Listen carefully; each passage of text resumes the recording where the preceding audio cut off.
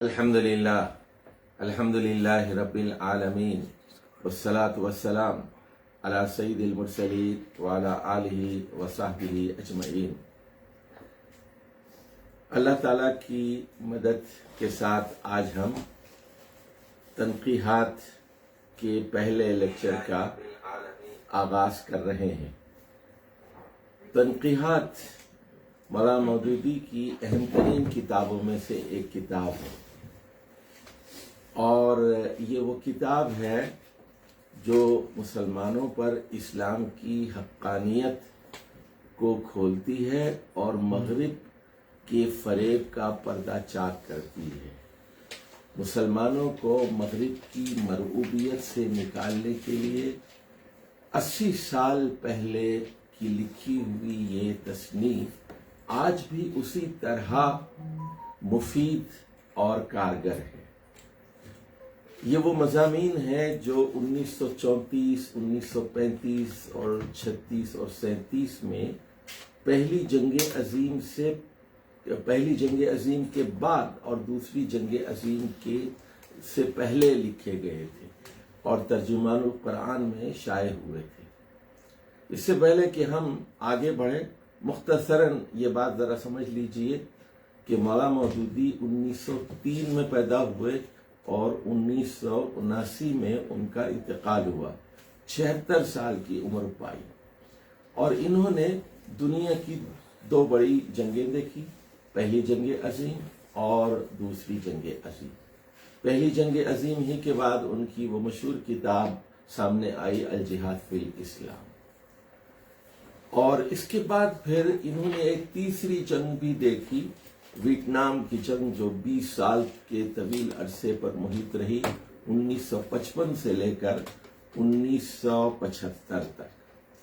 اور پھر مولانا مودودی نے انگریزوں کا دور بھی دیکھا ہندوستان میں، اور پھر انگریزوں کے جانے کے بعد تقسیم ہند اور پاکستان کے قیام کا زمانہ بھی دیکھا، اور سیاست میں بھی بھرپور حصہ لیتے رہے اور علمی اور تصنیفی کام بھی کرتے رہے۔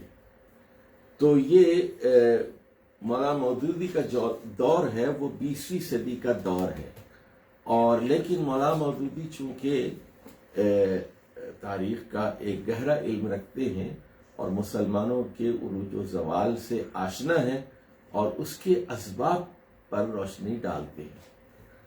تو سب سے پہلا جو مضمون ہے اس مضمون کا نام ہے ہماری ذہنی غلامی اور اس کے اسباب۔ تو وہ یہ کہتے ہیں کہ حکومت، فرمانروائی، غلبہ اور استعلاء کی 2 قسمیں ہیں، ایک ذہنی اور اخلاقی غلبہ اور دوسرا سیاسی اور مادی غلبہ۔ پہلی قسم کا غلبہ یہ ہے کہ قوم اپنی فکری قوتوں میں اتنی ترقی کر جائے کہ دوسری قوموں کو اس کے افکار پر ایمان لانا پڑے، اس کے تخیلات، اس کے معتقدات، اس کے نظریات دماغوں پر چھا جائے، ذہنیتیں اسی کے سانچے میں ڈھلیں، تہذیب اسی کی تہذیب ہو، علم اسی کا علم ہو اور تحقیق اسی کی سمجھی جائے، ہر وہ چیز باطل ٹھہرائی جائے جس کو وہ باطل ٹھہرائے۔ تو یہ ذہنی اور فکری اور اعتقادی غلبہ ہوتا ہے۔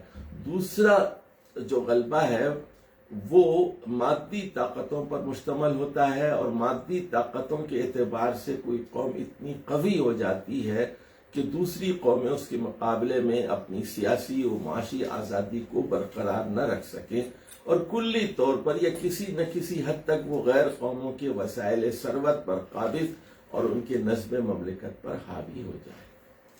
تو یہ غلبہ اور اقتدار اور تسلط اور بالادستی کی بات ہو گئی۔ تو اس کے بالکل برعکس پھر ذہنی غلامی کی ایک صورت ہوتی ہے اور سیاسی مغلوبیت کی ایک صورت ہوتی ہے، یعنی مغلوبیت اور محکومیت کی بھی 2 قسمیں ہوتی ہیں۔ تو اگرچہ کہ یہ دونوں الگ الگ ہیں، لیکن لازم نہیں ہے کہ جہاں ذہنی غلبہ ہو وہاں سیاسی غلبہ بھی ہو، اور نہ یہ لازم ہے کہ جہاں سیاسی غلبہ ہو وہاں ذہنی غلبہ ہو۔ لیکن فطری قانون یہی ہے کہ جو قوم عقل و فکر سے کام لیتی ہے اور تحقیق و اکتشاف کی راہ میں پیش قدمی کرتی ہے، اس کو ذہنی ترقی کے ساتھ ساتھ مادی ترقی بھی نصیب ہوتی ہے۔ اور جو قوم تفکر و تدبر کے میدان میں مسابقت چھوڑ دیتی ہے، وہ ذہنی انحطاط کے ساتھ مادی تنزل میں بھی مبتلا ہو جاتی ہے۔ تو وہ یہ کہتے ہیں مولانا کہ غلبہ نتیجہ ہے قوت کا اور مغلوبیت نتیجہ ہے کمزوری کا۔ غلبہ نتیجہ ہے قوت کا اور مغلوبیت نتیجہ ہے کمزوری کا۔ اس لیے ذہنی و مادی حیثیت سے درماندہ اور ضعیف قومیں اپنی درماندگی اور ضعف میں جس قدر ترقی کرتی جاتی ہیں، اسی قدر وہ غلامی اور محکومیت کے لیے مستعد ہوتی جاتی ہیں، اور طاقتور ذہنی اور مادی دونوں حیثیتوں سے طاقتور قومیں ان کے دماغ اور ان کے جسم کے دونوں پر حکمران ہو جاتی ہیں۔ اور اس کے بعد وہ کہتے ہیں آج مسلمان اسی دوہری غلامی میں مبتلا ہے۔ یاد رکھیے کہ یہ مضمون 1934 کا مضمون ہے اور ہم ہیں 2021 میں، ہم 21ویں صدی میں ہیں۔ یہ کوئی 85 سال پہلے یہ تحریر لکھی گئی تھی، لیکن اب تو حالات بہت ہی دیگرگوں ہیں اور امت مسلمہ مزید منقسم ہو رہی ہے، تقسیم در تقسیم کے عمل سے دوچار ہے۔ اب عسکری شکست بھی ہے، مادی شکست بھی ہے، ٹیکنالوجی کے میدان میں بھی شکست ہے، تہذیبی محاذ پر بھی ہے، ثقافتی میدان میں بھی ہے، تعلیمی محاذ پر بھی ہے، سلیبس ان کا ہے، نصاب ان کا ہے، میڈیا ان کا ہے، ہتھیار ان کے ہیں، بجٹ ان کا ہے، حکومت ان کی ہے، بینکس ان کے ہیں۔ غرض ہم لوگ بہت زیادہ اس عرصے میں زوال کا شکار ہو چکے ہیں۔ تو اب وہ یہ کہتے ہیں کہ مسلمانوں میں جو دوہری غلامی ہے وہ کہیں سیاسی غلامی ہے، کہیں ذہنی غلامی ہے، اور کہیں کوئی چیز زیادہ ہے تو کہیں کوئی چیز زیادہ ہے۔ بدقسمتی سے اس وقت کوئی اسلامی آبادی ایسی نہیں ہے جو صحیح معنوں میں سیاسی اور ذہنی اعتبار سے پوری طرح آزاد ہو۔ جہاں ان کو سیاسی استقلال اور خود اختیاری حاصل بھی ہے، وہاں وہ ذہنی غلامی سے آزاد نہیں ہے۔ ان کے مدرسے، ان کے دفتر، ان کے بازار، ان کی انجمنیں، ان کے گھر، حتیٰ کہ ان کے جسم تک اپنی زبان حال سے شہادت دے رہے ہیں کہ ان پر مغرب کی تہذیب، مغرب کے افکار، مغرب کے علوم و فنون حکمران ہیں۔ دیکھیے ایک بات آگے بڑھنے سے پہلے سمجھ لیجئے، مولانا مودودی یہ سمجھتے ہیں کہ اسلام کی ایک اپنی تہذیب ہے۔ قرآن و سنت کے گہرے مطالعے سے وہ اس نتیجے پر پہنچے ہیں کہ قرآن اپنی ایک تہذیبی شناخت رکھتا ہے، اس کی اپنی ثقافت ہے، اس کی اپنے اقدار ہیں۔ یہ صرف حلال و حرام کا معاملہ نہیں ہے، یہ صرف عقائد اور عبادات کا معاملہ نہیں ہے۔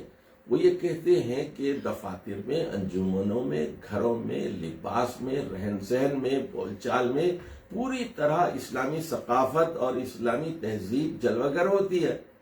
تو آج وہ یہ کہہ رہے ہیں کہ ہمارے جسم تک یہ گواہی دے رہے ہیں کہ ان پر مغربی تہذیب، مغربی افکار، مغرب کے علوم و فنون حکمران ہیں۔ وہ مغرب کے دماغ سے سوچتے ہیں، مسلمان مغرب کی آنکھوں سے دیکھتے ہیں، مغرب کی بنائی ہوئی راہوں پر چلتے ہیں، خود ان کو ان کا شعور یا ہو یا نہ ہو، بہر صورت یہ مفروضہ ان کے دماغوں میں مسلط ہے۔ حق وہ ہے جس کو مغرب حق سمجھتا ہے، باطل وہ ہے جس کو مغرب نے باطل قرار دیا ہے۔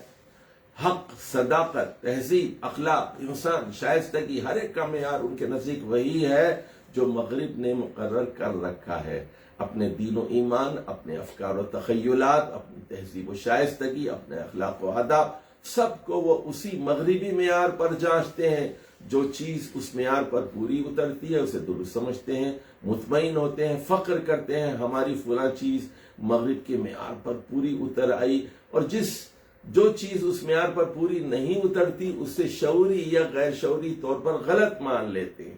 کوئی علانیہ اس کو ٹھکرا دیتا ہے، کوئی دل میں گھٹتا ہے اور کوشش کرتا ہے کہ کسی نہ کسی طرح کھینچ تان کر اسے مغربی معیار کے مطابق کر دے۔ یہ دیکھیے ہماری ذہنی غلامی ہے۔ جب ہماری آزاد قوموں کا حال یہ ہے تو مسلمان قومیں مغربی اقوام کی محکوم ہیں، تو ان کی ذہنی غلامی کا حال کیا پوچھنا؟ اس غلامی کا سبب کیا ہے؟ یہ ہے اس مضمون کی اصل بات کہ اس کی تشریح کے لیے تو ایک کتاب کی وسعت درکار ہے، لیکن مختصر اس کو چند لفظوں میں بیان کیا جا سکتا ہے، اور وہ یہ کہ ذہنی غلبے اور استعلاء کی بنا دراصل فکری اجتہاد اور علمی تحقیق پر قائم ہوتی ہے۔ جو قوم اس راہ میں پیش قدمی کرتی ہے وہی دنیا کی رہنما اور قوموں کی امام بن جاتی ہے، اور اسی کے افکار دنیا پر چھا جاتے ہیں، اور جو قوم اس راہ میں پیچھے رہ جاتی ہے اس سے مقلد متبع بننا پڑتا ہے، وہ فالو کرتی ہے، اس کے افکار و معتقدات میں قوت باقی نہیں رہتی کہ وہ دماغوں پر اپنا تسلط قائم رکھ سکے۔ مجتہد محقق قوم کے طاقتور افکار و معتقدات کا سیلاب ان کو بہا کر لے جاتا ہے، اور ان میں اتنا بلبوتا نہیں رہتا کہ اپنی جگہ پر ٹھہرے رہ جائیں۔ مسلمان جب تک تحقیق و اجتہاد کے میدان میں آگے بڑھتے رہے، تمام دنیا کی قومیں ان کی پیرو اور مقلد رہیں۔ اسلامی فکر ساری نوع انسانی کے افکار پر غالب رہی، اور حسن اور قبح، نیکی اور بدی، غلط اور صحیح کا جو معیار اسلام نے مقرر کیا وہ شعوری یا غیر شعوری طور پر تمام دنیا کے نزدیک معیار قرار پایا، اور قصداً یا استعراراً دنیا اپنے افکار و اعمال کو اسی معیار کے مطابق ڈھالتی رہی۔ مگر جب مسلمانوں میں ارباب فکر اور اسباب تحقیق پیدا ہونے بند ہو گئے، جب انہوں نے سوچنا اور دریافت کرنا چھوڑ دیا، جب وہ اکتساب علم اور اجتہاد فکر کی راہ میں تھک کر بیٹھ گئے، تو گویا انہوں نے خود دنیا کی رہنمائی سے استعفیٰ دے دیا۔ اب یہ ہے دیکھیے اصل بات، یعنی مسلمان وڈرا ہو گئے، انہوں نے ریزائن کر دیا تحقیق سے۔ تو اب آگے بڑھنے کے کوئی امکانات کیا تھے، اور غلبہ اور تسلط کے کیا امکانات تھے؟ دوسری طرف مغربی قومیں اس میں آگے بڑھی، انہوں نے غور و فکر کی قوتوں سے کام لینا شروع کیا، کائنات کے راز ٹٹولے اور فطرت کی چھپی ہوئی طاقتوں کے خزانے تلاش کیے۔ اس کا نتیجہ لازماً وہی ہوا جو ہونا چاہیے تھا۔ مغربی قومیں دنیا کی رہنما بن گئیں، اور مسلمانوں کو اس طرح ان کے اقتدار کے آگے سر تسلیم خم کرنا پڑا، جس طرح دنیا نے خود مسلمانوں کے اقتدار کے آگے اپنا سر خم کیا تھا۔ اب دیکھیے، مسلمان 400-500 سال تک اپنے بزرگوں کے بچھائے ہوئے بستر پر آرام سے سوتے رہے، اور مغربی قومیں اپنے کام میں مشغول رہی۔ اس کے بعد دفعتاً مغربی اقتدار کا سیلاب اٹھا، اور ایک صدی کے اندر تمام روئے زمین پر چھا گیا۔ نیند کے ماتے آنکھیں ملتے ہوئے اٹھے تو دیکھا کہ مسیحی یورپ قلم اور تلوار دونوں سے مسلح ہے، اور دونوں طاقتوں سے دنیا پر حکومت کر رہا ہے۔ ایک چھوٹی سی جماعت نے مدافعت کی کوشش کی، مگر نہ قلم کا زور تھا نہ تلوار کا، شکست کھاتی گئی۔ رہا قوم کا سواد اعظم، تو اس نے اسی سنت پر عمل کیا جو ہمیشہ سے کمزوروں کی سنت رہی ہے۔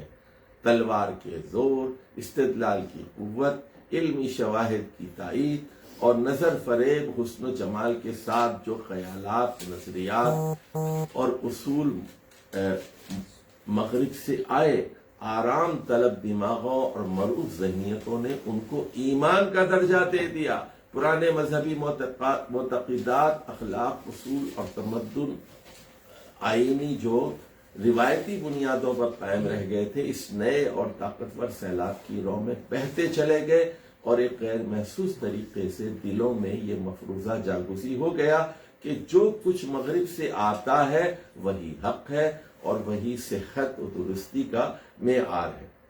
مغربی تہذیب کے ساتھ جن قوموں کا تصادم ہوا، ان میں سے بعض تو وہ تھی جن کی کوئی مستقل تہذیب نہ تھی، بعض وہ تھی جن کے پاس اپنی ایک تہذیب تھی، مگر ایسی مضبوط نہ تھی کہ کسی دوسری تہذیب کے مقابلے میں اپنے خصائص کو برقرار رکھنے کی کوشش کرتی، بعض وہ تھی جن کی تہذیب اپنے اصول میں اس آنے والی تہذیب سے کچھ بہت زیادہ مختلف نہ تھی۔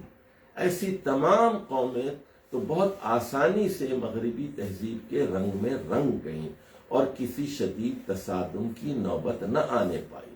لیکن اب دیکھیے مولانا مودودی کہتے ہیں کہ مسلمانوں کا معاملہ ان سب سے مختلف ہے، یہ ایک مستقل اور مکمل تہذیب کے مالک ہیں، ان کی تہذیب اپنا ایک مکمل ضابطہ رکھتی ہے جو فکری اور عملی دونوں حیثیتوں سے زندگی کے تمام شعبوں پر حاوی ہے۔ مغربی تہذیب کے اساسی اصول کلیتاً اسی تہذیب کے مخالف واقع ہوئے ہیں۔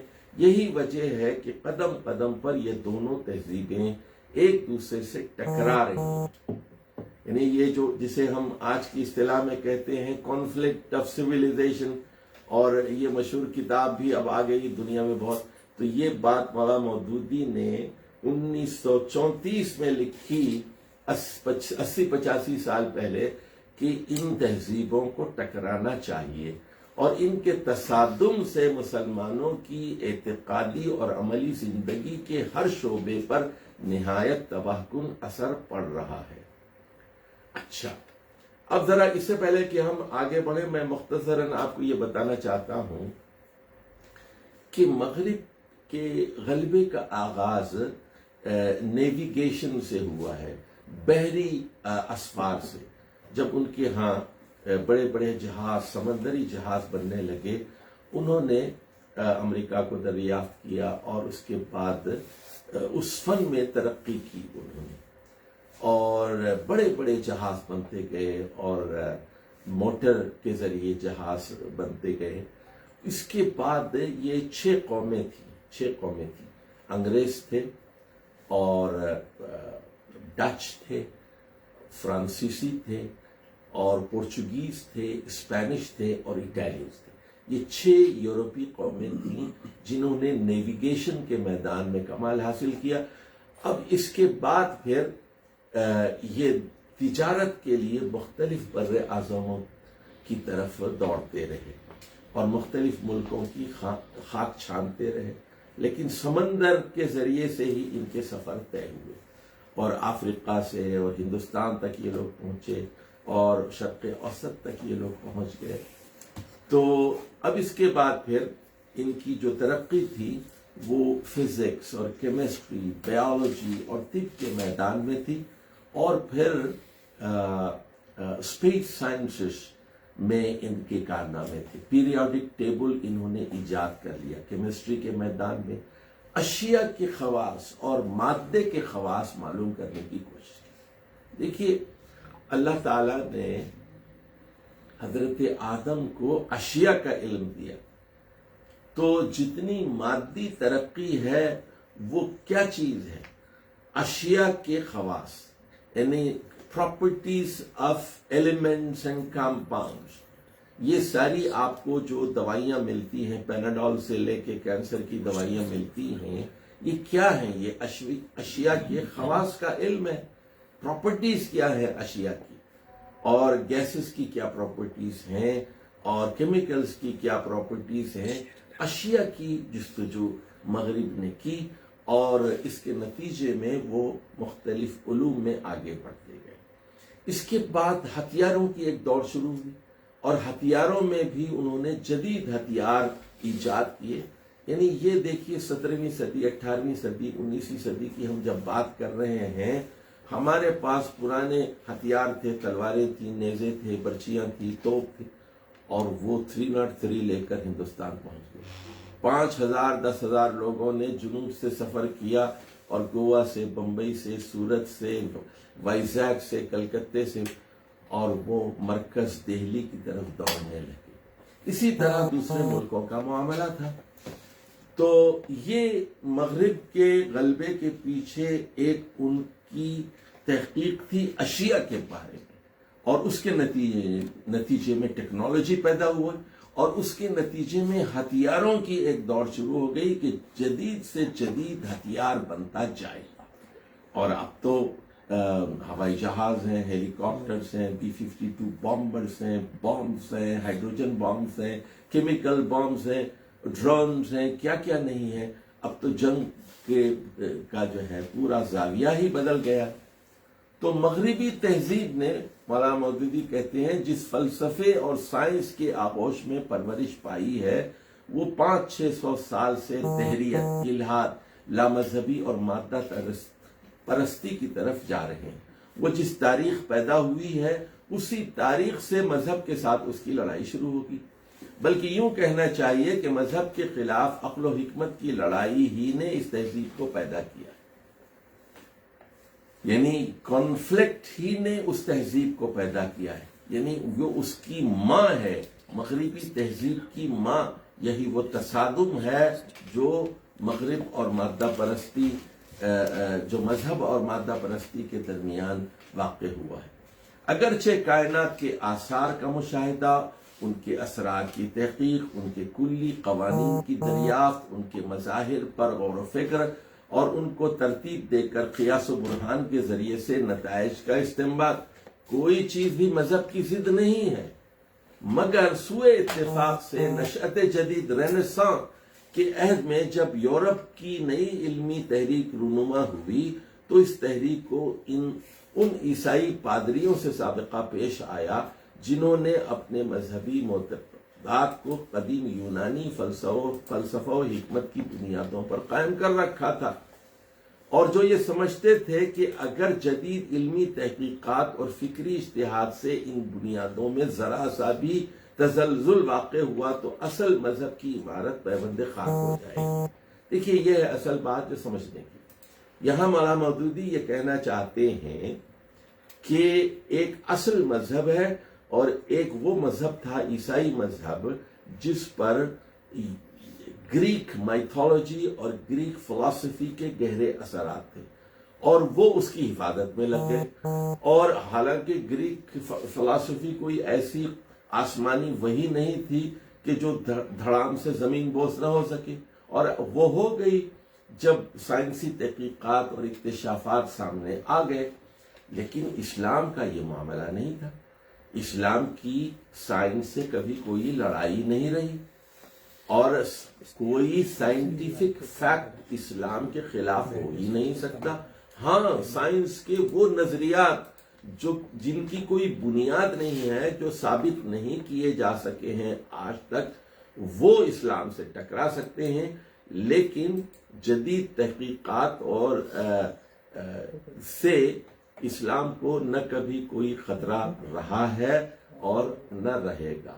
تو اب یورپ میں ہوا یہ کہ ان کی لڑائی چرچ سے ہو گئی اور ان لیڈروں سے ہو گئی جو حضرت عیسیٰ اور حضرت موسیٰ کی آسمانی وحی کے بجائے گریک مائتھولوجی اور گریک فلسفی کا دفاع کر رہے تھے، وہ آسمانی وحی کا دفاع نہیں کر رہے تھے۔ ظاہر ہے کہ اس میں پھر یورپ کے مذہبی طبقے کو شکست ہوئی اور ملحد بے دین لوگ کامیاب ہو گئے۔ اس غلط تخیل کے زیر اثر انہوں نے نئی علمی تحریک کی مخالفت کی، اور عیسائی مولویوں نے یہی کام کیا اور اس کے روکنے کے لیے قوت سے کام لیا۔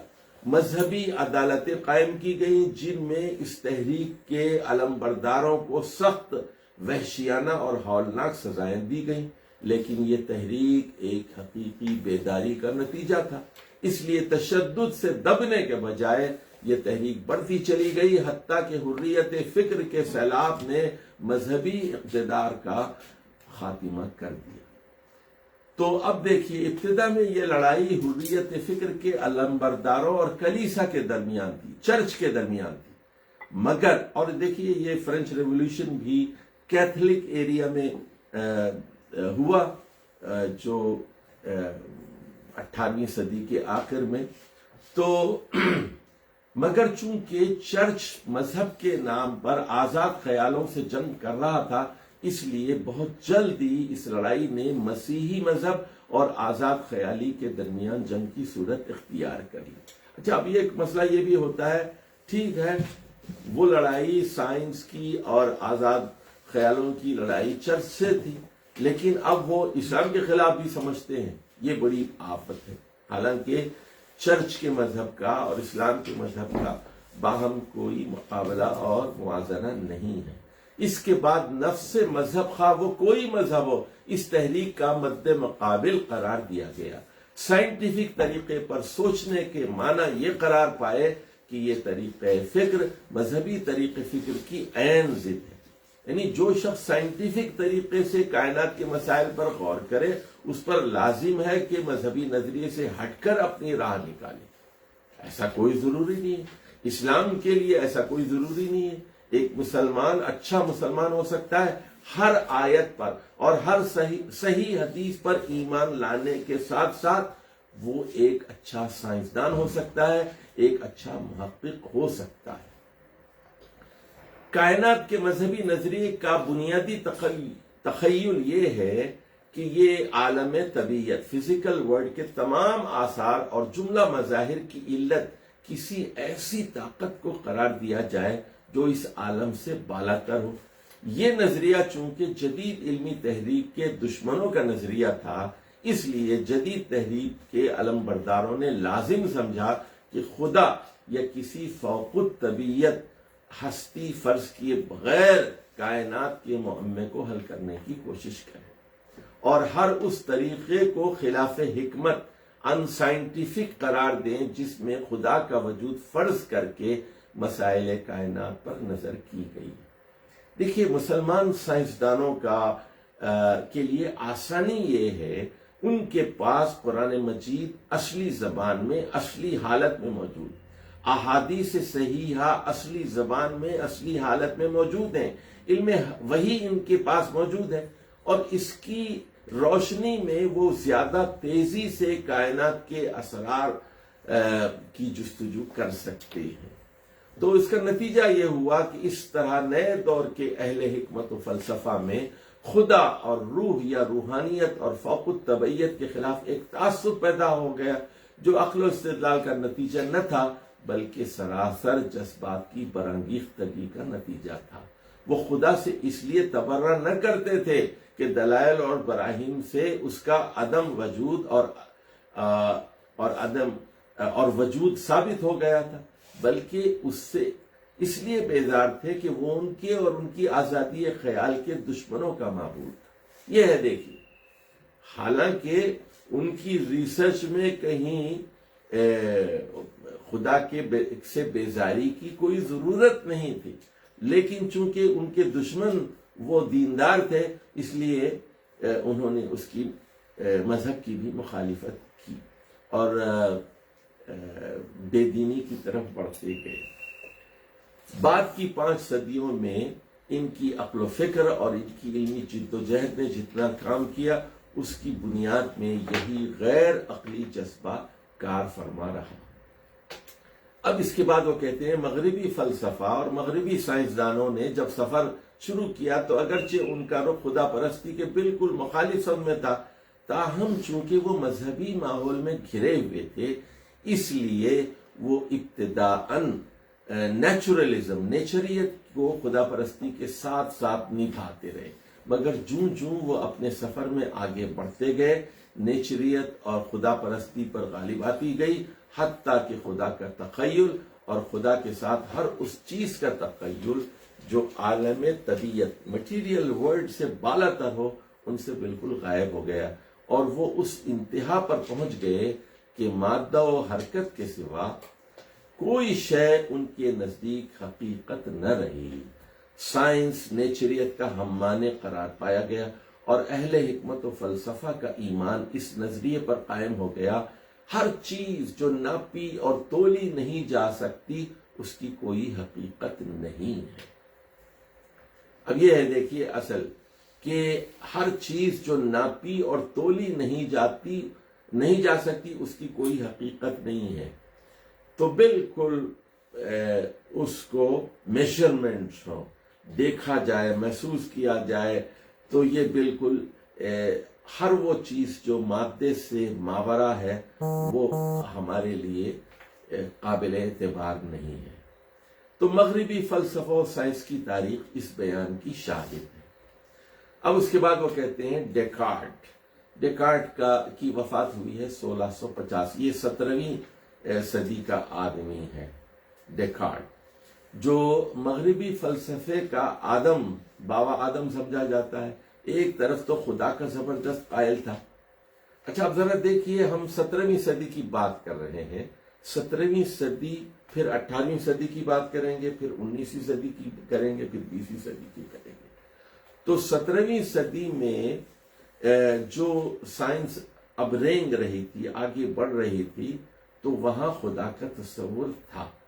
تو ڈیکارٹ خدا کو مانتا تھا، مادے کے ساتھ روح کا مستقل وجود بھی مانتا تھا، مگر دوسری طرف وہی ہے جس نے عالم طبیعت کے آثار کی میکینکی توجیہ کی اس نے، اور اس طریقے فکر کی بنیاد رکھی جو بعد میں سراسر مٹیریلزم کی بنیاد بن گیا. دیکھیے گمراہی کی ابتدا کیسے ہو رہی ہے. اس کے بعد ہابس، یہ بھی 17ویں صدی کا عالم ہے، 1679 میں اس کا انتقال ہوا ہے. اس سے ایک قدم اور آگے بڑھ کر سپر نیچرل، فوق الطبیعت کا کھلم کھلا مخالفت کرتا ہے. نظام عالم اور اس کی ہر شے کی میکینک کی توجیہ کو قابل قرار دیتا ہے، اور کسی ایسی نفسی یا روحی یا عقلی قوت کا قائل نہیں ہے. تو وہ یہ کہتا ہے کہ ہر چیز کو میکینیکل طریقے سے سمجھایا جا سکتا ہے، اور وہ یہ کہتا ہے کہ مادی دنیا میں تصرف کرنے والی چیزیں ہی معتبر ہیں، مگر اس کے ساتھ ہی وہ خدا کو بھی مانتا ہے، اس حیثیت سے کہ ایک ایسی علت العلل کا ماننا ایک عقلی ضرورت ہے. علت العلل یعنی یہ کس نے پیدا کیا، زمین کس نے پیدا کی، تو اب تو پھر یعنی انسان کو کس نے پیدا کیا، تو آپ کہتے ہیں کہ وہ ماں باپ کی وجہ سے پیدا ہو گیا. اچھا ماں باپ کو کس نے پیدا کیا، وہ پہلے سے آگے. تو اس طرح یعنی ہم آگے بڑھتے جائیں، سوال کرتے جائیں، اس کو کس نے، اس کو کس نے، اس کو کس نے، تو پھر آپ کو ایک انیشیل کریٹر کو ماننا ضروری ہوگا. اس کو علت العلل کہتے ہیں، عقل بھی یہی کہتی ہے. اچھا اب اس کے بعد جناب بروچ اسپینوزا صاحب کا بھی یہی زمانہ ہے. 17ویں صدی کے عالم اسپینوزا، اور 1677 میں ان کی وفات ہوئی ہے. اور اب یہ صاحب نے وحدت الوجود کے لیے بنیادیں فراہم کی ہمارے ہاں، اور ہمارے ہاں جو نظریات پہلے پیدا ہو چکے تھے اس کو مغرب میں لے جا کر گمراہ کن نظریات کو پھیلایا. تو یہ ریشنلزم کا سب سے بڑا علمبردار تھا. بروچ اسپینوزا یہودی تھا، اور اس نے مادے اور روح اور خدا کے درمیان کوئی فرق ہی نہیں رکھا. یعنی مادے کو خدا کہہ دیا، خدا کو مادہ کہہ دیا، خدا اور کائنات کو ملا کر ایک کل بنا دیا، اور اس کل میں خدا کے اختیار مطلق کو تسلیم نہیں کیا. کائنات ہی خدا ہے. تو یہ پینتھزم اور پیننتھزم کے نظریات یہاں سے بہت عام ہوئے. بروچ اسپینوزا. اب اس کے بعد جناب لائبنٹز صاحب آتے ہیں. 1716 میں ان کا انتقال ہوا ہے. یہ بھی 17ویں صدی کے عالم ہیں. 18ویں صدی کے آغاز میں ان کی وفات ہوئی ہے. اور لاک یہ بھی 17ویں صدی کے عالم ہیں. تو یہ دونوں خدا کے قائل تھے، مگر دونوں کا میلان نیچریت کی جانب تھا. تو یہ جناب 17ویں صدی کا فلسفہ تھا جس میں خدا پرستی اور نیچریت دونوں ساتھ ساتھ چل رہے تھے. اس طرح سائنس نے بھی 17ویں صدی تک کامل الحاد کا رنگ اختیار نہیں کیا. اب اس کے بعد ہوتا یہ ہے کہ کوپرنیکس اور کیپلر، گیلیلیو، نیوٹن اور سائنس کے دوسرے علمبردار پیدا ہوئے. ان میں سے کوئی بھی خدا کا منکر نہیں تھا. کوپرنیکس جو ہے یہ 16ویں صدی کا عالم ہے، میتھمیٹیشین ہے، ریاضی دان تھا، اور ستاروں کے علم سے اس کی بڑی دلچسپی تھی. یہی معاملہ کیپلر کا ہے. یہ 1630 میں اس کا انتقال ہوا ہے. 17ویں صدی کا عالم ہے. یہ بھی ماہر علم ریاضی تھا، اور ستاروں سے، سیاروں سے اس کی بڑی نسبت رہی ہے. گیلیلیو کو سب جانتے ہیں، اٹیلین سائنسدان، اور یہی حال نیوٹن کا تھا. 18ویں صدی کا عالم ہے. 27 میں اس کی وفات ہوئی ہے۔ یہ انگریز تھا اور یہ بھی میتھمیٹیشین ہے اور ایسٹرولوجی سے اس کی بڑی دلچسپی رہی۔ اب دیکھیے 18ویں صدی کے میں فرینچ ریولوشن آتا ہے، اس کے آغاز میں 1799 سے لے کے 1799 تک، 1800 تک سمجھ لیجئے 10 سال۔ اب ہم دیکھتے ہیں کہ 18ویں صدی میں کیا ہو رہا ہے۔ تو یہ جو لوگ تھے گیلیلیو، نیوٹن وغیرہ، یہ سائنس کے دوسرے جو لوگ تھے، یہ سب خدا کو مانتے تھے، مگر یہ کائنات کے اسرار کی جستجو میں الہی نظریے سے قطع نظر کر کے ان قوتوں کو تلاش کرنا چاہتے تھے جو اس نظام کو چلا رہی ہیں، اور اس قوانین کو معلوم کرنے کے خواہش مند تھے جن کے تحت یہ نظام چل رہا ہے۔ یہ الہی نقطہ نظر سے قطع نظر کرنا ہی دراصل اس دہریت اور نیچریت کا بیج تھا، جو بعد میں حریت فکر کے درخت سے پیدا ہوئی۔ لیکن 17ویں صدی کے حکماء کو اس کا شعور نہ تھا، وہ نیچریت اور خدا پرستی میں کوئی خط امتیاز نہ کھینچ سکے اور یہی سمجھتے رہے کہ یہ دونوں کی ایک ساتھ نبھ سکتی ہے۔ اچھا، اب ذرا غور کیجئے، یہاں نقطہ یہ ہے کہ جو مسلمان محققین ہیں تو ان کو جو ہے یہ سمجھ لینا چاہیے کہ کائنات کی قوتوں کو تلاش کرنا ہماری ایک ضرورت ہے، اس کے اسرار کو تلاش کریں، لیکن قرآن و سنت پر کامل اعتماد اور اعتقاد کے ساتھ یہ کوشش ہو تو ہماری منزل اور زیادہ آسان ہو جائے گی، کیونکہ محمد صلی اللہ علیہ وسلم سچے ہیں۔ قرآن فی الواقع اللہ کی کتاب ہے، اور کائنات کا کوئی رمز، کائنات کا کوئی راز علم وحی سے متصادم نہیں ہو سکتا۔ یعنی ایک مفروضہ پہلے سے بٹھا لینا چاہیے، یہ ایمان کا تقاضا ہے کہ قرآن کبھی غلط نہیں ہو سکتا۔ دیکھیے معاف کیجیے، یہاں یہ بات سمجھ لیجئے کہ جو ہیومن ایلیمنٹ ہے، جیسے علم فقہ کو لے لیجئے، اس میں ایک فقیہ کا استنباط ہے، یا ایک مفکر کی رائے ہے، ایک عالم دین کی رائے ہے، ایک صحابی کی رائے ہے، تابعی کی رائے ہے، فقیہ کی رائے ہے، محدث کی رائے ہے، مفکر کی رائے ہے۔ اس میں ہیومن ایلیمنٹ ہے اور اس میں غلطی کا امکان ہے، اور مجتہد غلطی کر سکتا ہے، المجتہد یخطئ و یصیب، لیکن اللہ کا کلام عیب سے پاک ہے، اور نبی کریم صلی اللہ علیہ وسلم سے ثابت شدہ صحیح احادیث اس میں خلل نہیں ہو سکتا، وہ خلاف عقل نہیں ہو سکتی، وہ ماورائے عقل تو ہو سکتی ہیں، خلاف عقل نہیں ہو سکتی۔ تو مسلمان سائنسدانوں کو، محققین کو اس بنیاد پر آگے بڑھنا چاہیے اور وہ غلطی نہیں کرنی چاہیے جو مغرب نے کی۔ اب 18ویں صدی میں یہ حقیقت نمایاں ہو گئی کہ جو طریق فکر خدا کی ہستی کو نظر انداز کر کے نظام کائنات کی جستجو کرے گا، وہ مادیت، بے دینی اور الحاد تک پہنچے بغیر نہیں رہ سکے گا۔ اب اس صدی میں پیدا ہو گئے جان ٹولینڈ، اور یہ آئرش تھے، اور 1722 میں ان کی وفات ہوئی ہے، اور اس کے بعد ڈیوڈ ہارٹلے آ گئے اور جوزف پریسلے، اور ان کی وفات 1778 میں ہوئی ہے، یعنی فرانسیسی انقلاب سے ذرا پہلے۔ اور والٹیر بھی فرانسیسی انقلاب کا پس منظر ہے ان کا، اور اس میں کہتے ہیں ان کا بڑا حصہ ہے۔ اور لیمیٹری 1751 میں ان کا انتقال ہوا ہے۔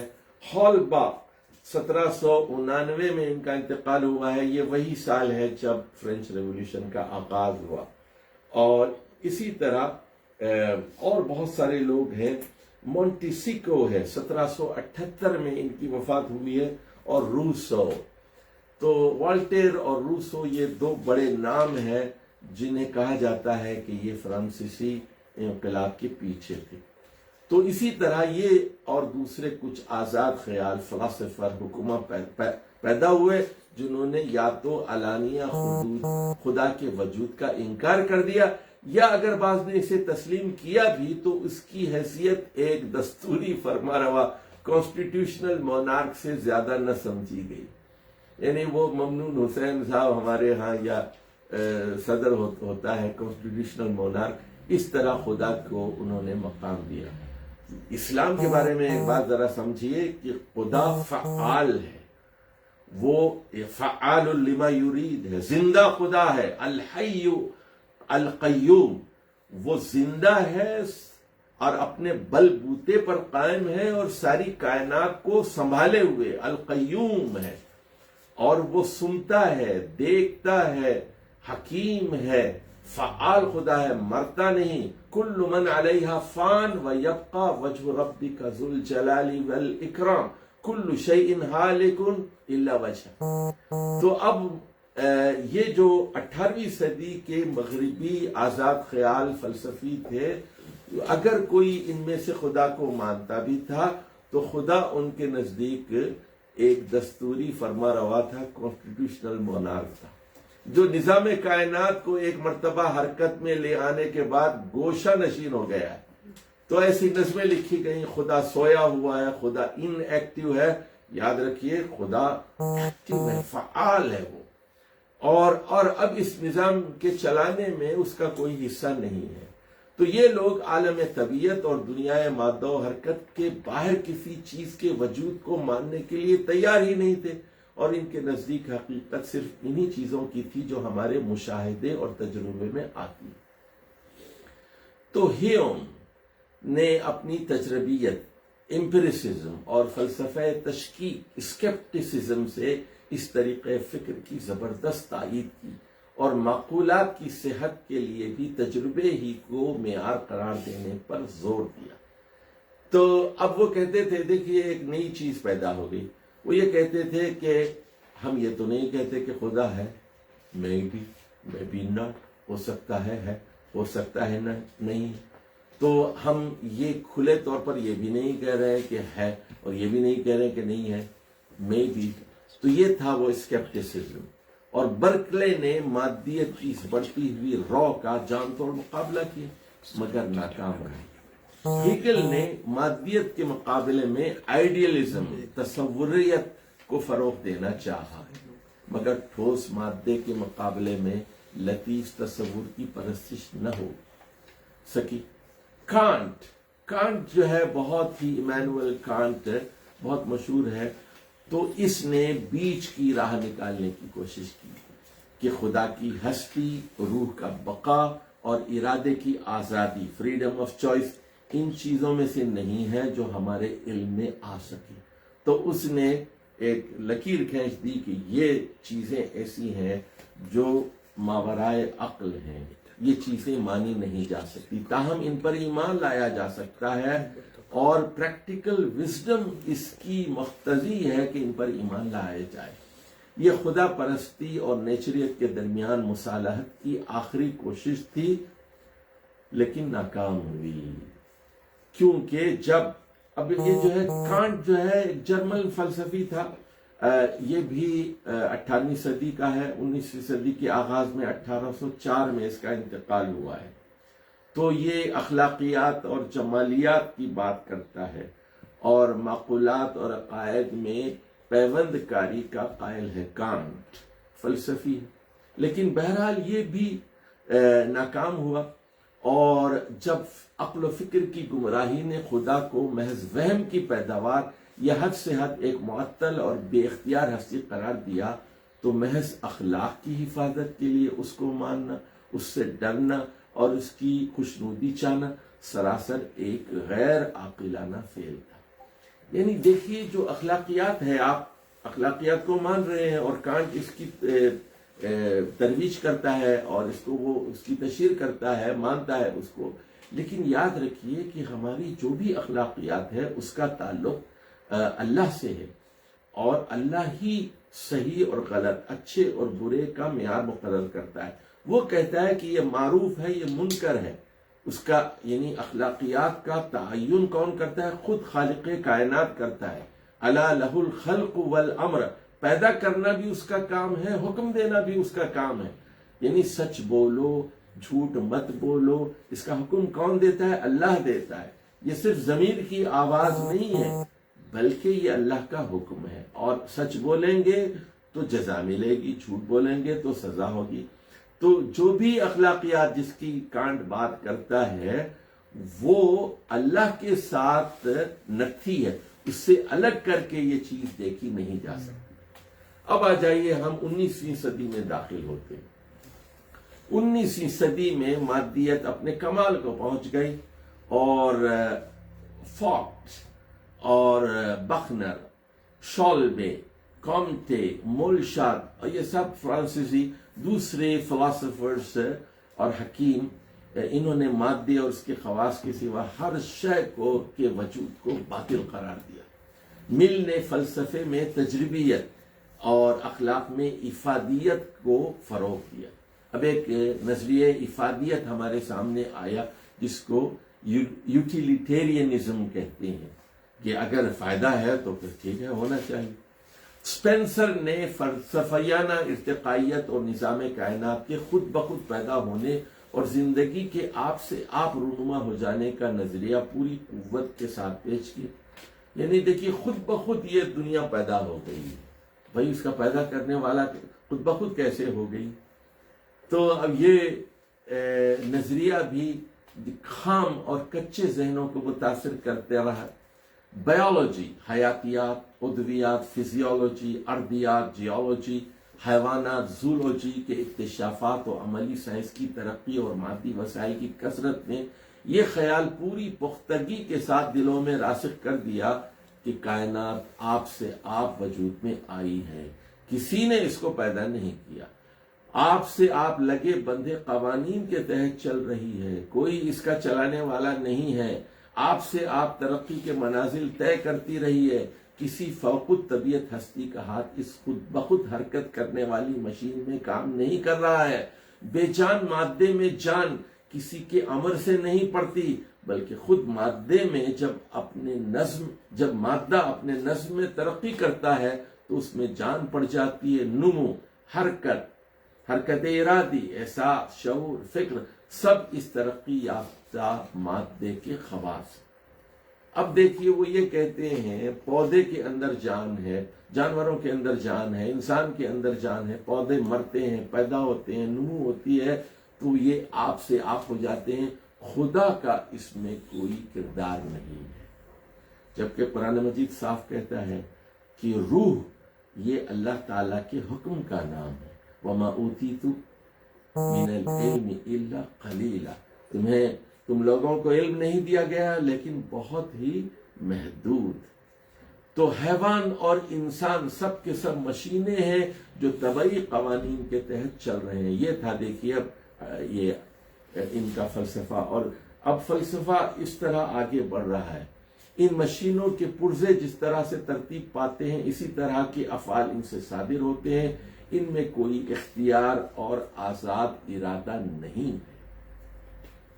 دیکھیے یہی وہ باطل نظریہ ہے جس کی نمائندگی ہمارے ہاں اردو کے شاعر پنڈت برج نارائن چکبس نے کی۔ زندگی کیا ہے؟ عناصر کا ظہور ترتیب، موت کیا ہے؟ انہی اجزاء کا پریشان ہوں۔ یعنی انسان وہ اجزاء جو ہے سب جمع ہو گئے تو انسان بن گیا، اور موت جو ہے اجزاء کے بکھر جانے کا نام ہے۔ تو اب اس میں یعنی خدا کو مائنس کر دیا گیا، تو ان میں کوئی اختیار اور کوئی آزاد ارادہ نہیں ہے، ان کے نظام کا درہم برہم ہو جانا، ان کی انرجی کا خرچ ہو جانا، ان کی موت ہے جو فنائے محض کا ہم مانیں۔ جب مشین ٹوٹ پھوٹ گئی تو اس کے خواص بھی باطل ہو گئے، اب ان کے لیے حشر اور بار دیگر پیدا ہونے کا کوئی امکان نہیں ہے۔ اب دیکھیے آخرت کا انہوں نے انکار کر دیا، جزا و سزا کا انکار کر دیا، اور یعنی اس کا مطلب کیا ہوا کہ ہم دار امتحان میں نہیں ہیں، ہم کسی کے آگے جواب دہ نہیں ہیں، تو خدا کو مائنس کیا اور پھر آخرت کو مائنس کر دیا، جنت اور دوزخ کو مائنس کر دیا، اور زندگی ماں باپ کے تصور کو مسترد کر دیا۔ یہ آگے بڑھتے بڑھتے پھر یہاں تک پہنچے۔ اب آتے ہیں جناب ڈاروین کی طرف۔ تو ڈاروین جیسا کہ آپ جانتے ہیں کہ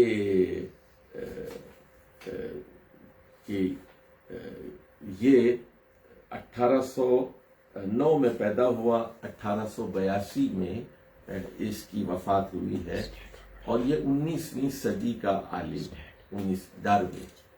تو اس نے ایولیوشن تھیوری پیش کی۔ ڈاروین کے نظریہ ارتقاء نے اس نیچریت اور مادیت کو استحکام بخشنے اور ایک مدلل اور منظم علمی نظریے کی حیثیت دینے میں سب سے بڑھ کر حصہ لیا۔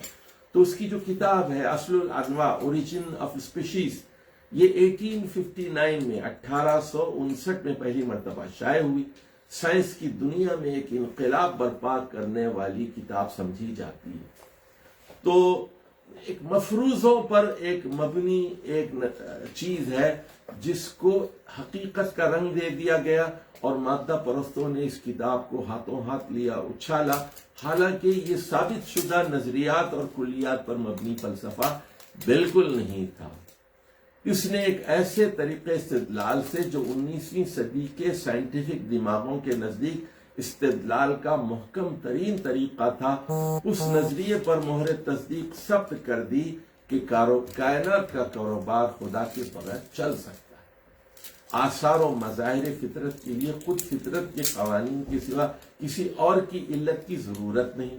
زندگی کے ادنا مراتب سے لے کر اعلیٰ مراتب تک موجودات کا ارتقاء ایک ایسی فطرت کے تدریجی عمل کا نتیجہ ہے جو عقل و حکمت کے جوہر سے آئی ہے۔ انسان اور دوسری انواع حیوانی کو پیدا کرنے والا کوئی ثانی حکیم نہیں ہے، بلکہ وہی ایک جاندار مشین جو کبھی کیڑے کی شکل میں رینگا کرتی تھی۔ تنازع للبقاء یعنی سروائیول یعنی فار ایگزسٹنس، اور بقائے اصلہ سروائیول آف دی فٹیسٹ، اور انتخاب طبعی یعنی نیچرل سلیکشن کے نتیجے کے طور پر ذی شعور اور ناطق انسان کی شکل میں نمودار ہو گئی۔ تو اب دیکھیے اس نظریے کی نفی وہاں کر دی گئی کہ اللہ نے پہلے مٹی سے آدم کو پیدا کیا، آدم کی تسلی سے حوا کو پیدا کیا، بلکہ کیڑے سے یہ ہوا۔ اور اس دنیا کا قاعدہ یہ ہے کہ جو زیادہ پاورفل ہوتا ہے وہ زندہ رہتا ہے، اور سروائیول آف دی فٹیسٹ، بقائے اصلہ، جو زیادہ صالح ہے وہ زندہ رہے گا۔ اور یہاں تنازع للبقاء ہے، یعنی زندگی کے لیے ایک جنگ جاری ہے، اور جو فٹ ہے وہی زندہ رہتا ہے۔ یہی وہ فلسفہ اور سائنس ہے جس نے مغربی تہذیب کو پیدا کیا۔ اس میں نہ کسی علیم و قدیر خدا کے خوف کی گنجائش ہے، نہ نبوت ہے، اور وہی الہام کی ہدایت کا کوئی وزن، نہ موت کے بعد کسی دوسری زندگی کا تصور، نہ حیات دنیا کے اعمال پر محاسبے کا کوئی کھٹکا، نہ انسان کی ذاتی ذمہ داری کا کوئی سوال، نہ زندگی کے حیوانی مقاصد سے بالا تر کسی مقصد اور کسی نصب العین کا امکان۔ یہ خالص مادی تہذیب ہے۔ اس کا پورا نظام خدا ترسی، راست رنگی، صداقت پسندی، حقجوئی، اخلاق، دیانت، امانت، نیکی، حیا، پرہیزگاری اور پاکیزگی کے ان تصورات سے خالی ہے جن پر اسلامی تہذیب کی بنیاد رکھی گئی ہے۔ اس کا نظریہ اسلام کے نظریے کے بالکل ضد ہے۔ اس کا راستہ اس راستے کی عین مخالف سمت میں ہے جو اسلام نے اختیار کیا ہے۔ اسلام جن چیزوں پر انسانی اخلاق و تمدن کی بنا رکھتا ہے ان کو یہ تہذیب بے خبن سے اکھاڑ دینا چاہتی ہے، اور یہ تہذیب جن بنیادوں پر انفرادی سیرت اور اجتماعی نظام کی عمارت قائم کرتی ہے ان پر اسلام کی عمارت ایک لمحے کے لیے بھی نہیں ٹھہر سکتی۔ گویا اب سن لیجئے، مولانا حاصل کلام میں یہ بات کہہ رہے ہیں، اسلام اور مغربی تہذیب دو ایسی کشتیاں ہیں جو بالکل مخالف سمتوں میں سفر کر رہی ہیں۔ جو شخص ان میں سے کسی ایک شخص کشتی پر سوار ہوگا اسے لامحالہ دوسری کشتی کو چھوڑنا پڑے گا، اور جو بیک وقت ان دونوں پر سوار ہوگا اس کے دو ٹکڑے ہو جائیں گے۔ اب اس بدقسمتی کے سوا کیا کہیے کہ جس صدی میں یہ نئی تہذیب اپنی مادہ پرستی، الحاد اور دہریت کی انتہا کو پہنچی، ٹھیک وہی صدی تھی جس میں مراکش سے لے کر مشرق اقصی تک تمام اسلامی ممالک مغربی قوموں کے سیاسی اقتدار اور حاکمانہ اصطلاح سے مغلوب ہوئے، جس کا میں نے اشارہ کیا کہ یہ 6 قومیں تھیں، اور یہ انگریز تھے، ڈچ تھے اور فرانسیسی تھے، اسپینش قوتیں تھیں، پرتگیز تھے اور اٹالینز تھے، اور سمندری جہازوں کی ٹیکنالوجی نے اور دیگر مشینوں کی قوت نے ان کو نئے نئے ہتھیار دیے، جس کی وجہ سے یہ اب افریقہ کے مختلف ملکوں پر اور ایشیا اور شرق اوسط پر یہ آ گئے۔ مصر پر قبضہ ہو گیا، صومالیہ پر قبضہ ہو گیا، لبنان پر قبضہ ہو گیا، فلسطین پر ہو گیا، اور اسی طرح پھر ہندوستان پر ہو گیا قبضہ۔ تو یہ امپیریلزم کا ایک زمانہ ہم دیکھتے ہیں۔ اب مولانا کہتے ہیں مسلمانوں پر مغربی تلوار اور قلم دونوں کا حملہ ایک ساتھ ہوا تھا، یعنی یہ ذہنی تسلط اور غلبہ بھی تھا اور مادی اور سیاسی غلبہ بھی تھا۔ جو دماغ مغربی طاقتوں کے سیاسی غلبے سے مرعوب اور دہشت زدہ ہو چکے تھے، ان کے لیے مشکل ہو گیا کہ مغرب کے فلسفہ و سائنس اور ان کی پروردہ تہذیب کے رعب داب سے محفوظ رہتے۔ خصوصیت کے ساتھ ان مسلمانوں کی حالت اور بھی زیادہ نازک تھی جو براہ راست کسی مغربی سلطنت کے زیر حکم آ گئی تھی۔ ان کو اپنے دنیاوی مفاد کی حفاظت کے لیے مجبوراً مغربی علوم حاصل کرنے پڑتے، اور چونکہ یہ تحصیل علم خالص تحصیل علم کی خاطر نہیں تھی، مزید برآں ایک مرعوب ذہنیت کے ساتھ مغربی استادوں کے سامنے زانوئے ادب طے کیا گیا تھا۔ اس لیے مسلمانوں کی نئی نسلوں نے شدت کے ساتھ مغربی افکار اور سائنٹیفک نظریات کا اثر قبول کیا۔ ان کی ذہنیتیں مغربی سانچے میں ڈھلتی گئیں، ان کے دلوں میں مغربی تہذیب کا نفوذ بڑھتا چلا گیا۔ ان میں وہ ناقدانہ نظر پیدا ہی نہیں ہوئی جن سے وہ صحیح اور غلط کو پرکھتے اور صرف صحیح کو اختیار کرتے۔ ان میں یہ صلاحیت ہی پیدا نہ ہو سکی کہ آزادی اور استقلال کے ساتھ غور و فکر کرتے اور اپنے ذاتی اجتہاد سے کوئی رائے قائم کرتے، لیکن یہ لکیر کے فقیر تھے، مقلد تھے۔ اس کا نتیجہ ہم دیکھ رہے ہیں کہ اسلامی تہذیب جن بنیادوں پر قائم ہے وہ متزلزل ہو گئی ہے، ذہنیتوں کا وہ سانچہ ہی بگڑ گیا ہے جس سے اسلامی طریق پر سوچا اور سمجھا جا سکتا تھا۔ یہ ہے مسلمانوں کی حالت زار۔ مغربی طریق پر سوچنے اور مغربی تہذیب کے اصولوں پر اعتقاد رکھنے والے دماغ کی ساختی ایسی ہے کہ اس میں اسلام کے اصول ٹھیک سے نہیں بیٹھ سکتے۔ جب یہ اصول ہی اس میں نہیں سما سکتے تو فروع میں طرح طرح کے شبہات اور نت نئے شکوک پیدا ہونا ہرگز قابل تعجب نہیں ہے۔ تو اب یہ ہے، دیکھیے مسلمان پھر وہ انتشار کا شکار ہو جاتا ہے۔ اس میں شک نہیں کہ مسلمانوں کا سواد اعظم اب بھی اسلام کی صداقت پر ایمان رکھتا ہے اور مسلمان رہنا چاہتا ہے، لیکن دماغ مغربی افکار اور مغربی تہذیب سے متاثر ہو کر اسلام سے منحرف ہو رہے ہیں، اور یہ انحراف بڑھتا چلا جا رہا ہے۔ سیاسی غلبہ اور استحصال سے قطع نظر مغرب کا علمی اور مغربی داب و تسلط دنیا کی ذہنی فضا پر چھایا ہوا ہے، اور اس نے نگاہوں کے زاویے اس طرح بدل دیے ہیں کہ دیکھنے والوں کے لیے مسلمان کی نظر سے دیکھنا اور سوچنے والوں کے لیے اسلامی طریق پر سوچنا مشکل ہو گیا ہے۔ یہ اشکال اس وقت تک دور نہیں ہوگا جب تک مسلمانوں میں آزاد اہل فکر پیدا نہیں ہوں گے۔ اب دیکھیے کام کی بات مولانا مودودی کرتے ہیں، اور ہمارے علماء کو، ہمارے سائنسدانوں کو، ہمارے دانشوروں کو، ہمارے مسلمان فلسفیوں کو وہ یہ دعوت دیتے ہیں اسلام میں ایک نشأت جدید رینیسانس کی ضرورت ہے۔ پرانے اسلامی مفکرین و محققین کا سرمایہ اب کام نہیں دے سکتا۔ دنیا اب آگے بڑھ چکی ہے، اس کو اب الٹے پاؤں ان منازل کی طرف واپس لے جانا ممکن نہیں ہے جن سے وہ 600 برس پہلے گزر چکی ہے۔ علم و عمل کے میدان میں رہنمائی وہی کر سکتا ہے جو دنیا کو آگے کی جانب چلائے، نہ کہ پیچھے کی جانب۔ لہذا اب اگر اسلام دوبارہ دنیا کا رہنما بن سکتا ہے تو تو اس کی بس یہی ایک صورت ہے کہ مسلمانوں میں ایسے مفکر محقق پیدا ہوں جو فکر و نظر، تحقیق و اکتشاف کی قوت سے ان بنیادوں کو ڈھا دیں جس پر مغربی تہذیب کی عمارت قائم ہوئی۔ یہ ہے اصل چیلنج کہ مغرب جن بنیادوں پر قائم ہے ان بنیادوں کو گرانا ضروری ہے۔ یعنی مغرب کا جو اقتصادیات اور معاشیات کا فلسفہ ہے، جو سودی فلسفہ ہے، اس کو گرا دینا۔ ان کا جو تہذیبی فلسفہ ہے، لباس کے بارے میں، خاندان کے بارے میں ان کا جو فلسفہ ہے، اس کو ڈھا دینا۔ اس کو ڈھائے بغیر ہم لوگ اور اس کا علمی جواب دیے بغیر ہم دنیا پر تسلط حاصل نہیں کر سکتے۔ قرآن کے بتائے ہوئے طریقے فکر و نظر پر آثار کے مشاہدے اور حقائق کی جستجو سے ایک نئے نظام فلسفہ کی بنا رکھیں، خالص اسلامی فکر کا نتیجہ ہو۔ ایک نئی نیچرل سائنس کی عمارت اٹھائیں جو قرآن کی ڈالی ہوئی داغ بیل پر اٹھے، ملحدانہ نظریے کو توڑ کر الہی نظریے پر فکر و تحقیق کی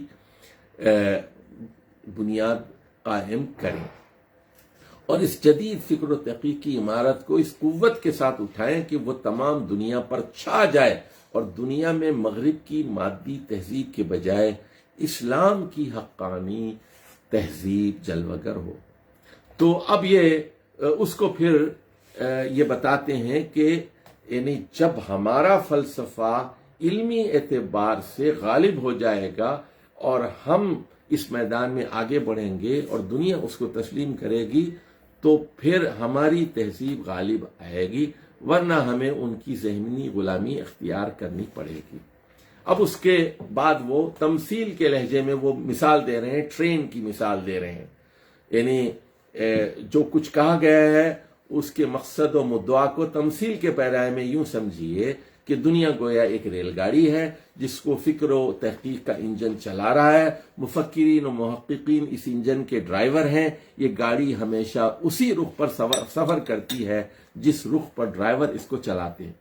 جو لوگ اس میں بیٹھے ہوئے ہیں وہ مجبور ہیں کہ اسی طرف جائیں جس طرف گاڑی جا رہی ہے۔ یعنی دیکھیے اب ساری پبلک مسلمانوں کی کدھر جا رہی ہے؟ جس طرف میڈیا ان کو لے کے جا رہا ہے۔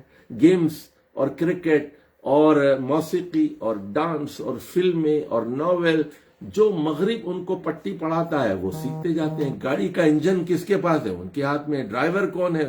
مغرب ہے۔ تو جس طرف گاڑی جا رہی ہے خواہ وہ اس طرف جانا چاہیں یا نہ چاہیں، میرے بچے مجبور ہیں کہ وہ مغربی چیزوں کو دیکھیں، ان کے کارٹونز کو دیکھیں، ان کے عقائد کو اختیار کریں، ان کے لباس، ان کی تہذیب، ان کی موسیقی اختیار کریں۔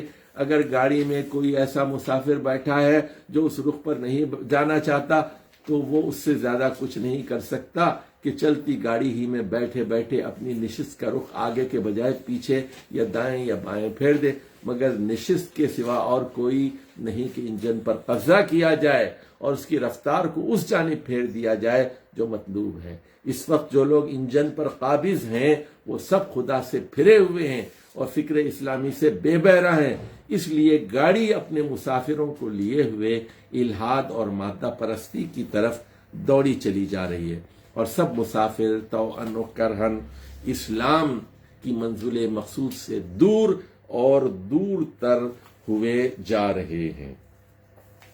اور اب اس رفتار کو بدلنے کی ضرورت ہے۔ خدا پرستوں میں سے کچھ باہمت مرد اٹھیں اور جد و جہد کر کے انجن کو ان ملحدین کے ہاتھوں سے چھین لیں۔ جب تک یہ نہ ہوگا گاڑی کا رخ نہ بدلے گا اور ہمارے جھنجھلانے، بگڑنے، شور مچانے کے باوجود وہ اسی راہ پر سفر کرتی رہے گی جس پر خدا ناشناس ڈرائیور اس کو چلا رہے ہیں۔ تو یہاں ہم 2-4 منٹ کا بریک لیتے ہیں اور اس کے بعد ہم دوسرے مضمون کی بارے میں گفتگو کریں گے، ہندوستان میں اسلامی تہذیب کا انحطاط۔ تو یہ جو پہلا مضمون تھا ہماری ذہنی غلامی کے اسباب، ایک فکری اور ذہنی غلامی اور دوسرے سیاسی اور مادی غلامی۔ انشاءاللہ اس بریک کے بعد ہم آپ سے کی خدمت میں دوبارہ حاضر ہوں گے۔ اس وقت تک کے لیے اجازت دیجیے۔ والسلام علیکم ورحمۃ اللہ وبرکاتہ۔ میں دونوں جگہ سے لائیو بند نہیں کر رہا, لائیو آپ کی آن ہے کیونکہ وہ پھر سارے لوگ لیں گے. مجھے مائک سیٹ کرنے دیں آپ کا.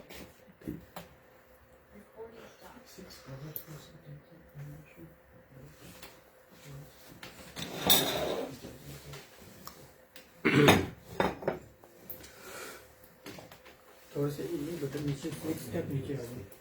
نہیں, ان کو نکال کے ٹیبل پہ رکھو. نہیں آڈیو جمپ آئے گا بہت زیادہ. یہیں پہ لگے رہیں سر کے پاس ہی, ٹیبل پہ سر موومنٹ کرتے ہیں جو بھی اس کی آواز ایکسٹرا آئے گی, ان کے ساتھ ہی اٹیچ رہیں. ادھر آپ یہ سیٹ کریں نا کسی جگہ کرنا, کیونکہ زوم کے بے شک اوپر ٹیبل کے اوپر رکھ دیں. زوم کی کمپلینٹ آ رہی ہے کہ اس ادھر نہیں آ رہے. وہ اس لیے نہیں آ رہے نا کہ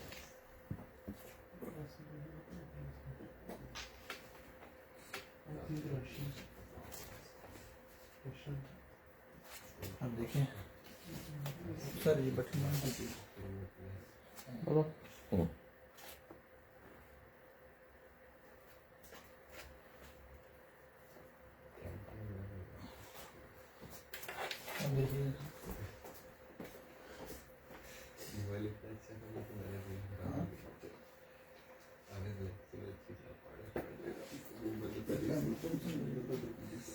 ٹھیک ہے, مجھے یاد دلا دو.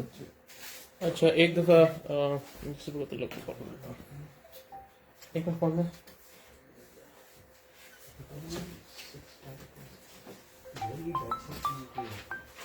ہلو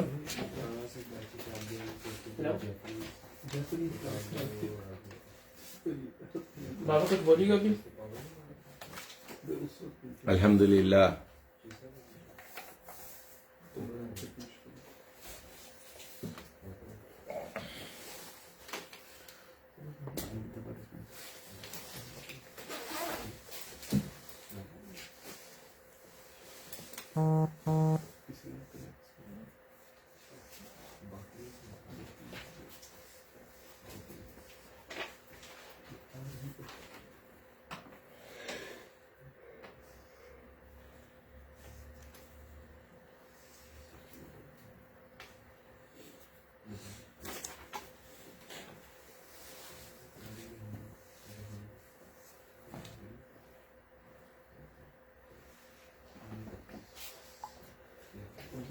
اس کے نام کیا میں تو نہیں آ رہی ہے کیا سیرپ کی بوتل.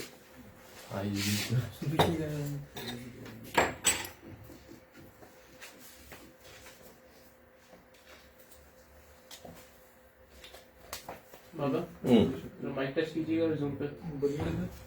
الحمدللہ. ٹھیک ہے چلے بھائی 15 منٹ آگے ہو گئے. چلو اسٹارٹ کریں. 1 منٹ ہے بابا. میں تو وہ چائے کے لے لو. بسکٹ بھی لے لیں ساتھ میں.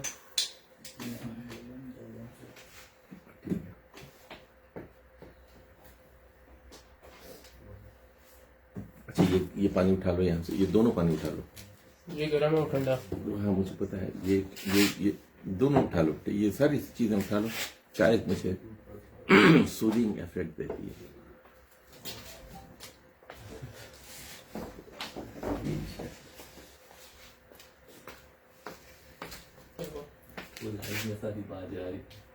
یہ والی اور جانے دو. کوئی لفظ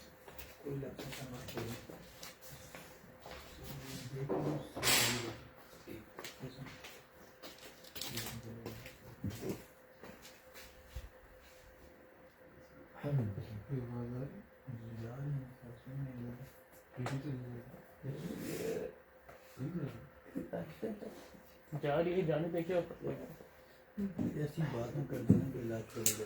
اچھا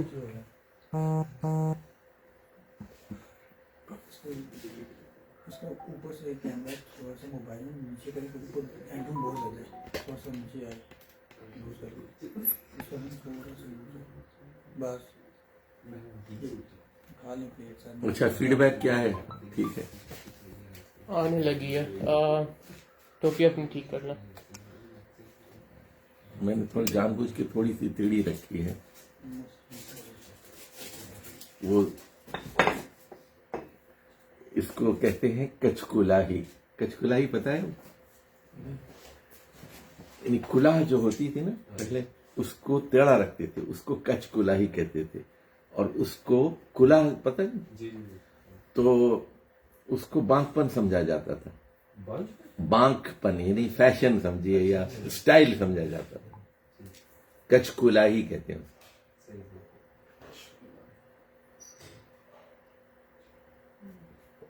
تو سراج الحق صاحب پہ بھی وہ پھپتی کرتے ہیں نا کہ تیری ٹوپی والا ہے یہ, کچ کلاہی کہیں تو پھر وہ عیب نہیں رہے گا. سب آپ نے کہا تھا کہ یہ لے لیں کلاسز پہ لائیں, کس کو نہیں کال کرتا ہوں, ان کو لینا چاہیے, ان کو لینا چاہیے. ہندوستان کے لوگ تو میرا خیال ہے کہ بہت سارے لوگ لے رہے ہیں. پاکستان کی بھی بہت ساری ہے, فیس بک پہ لائیو چل رہا تو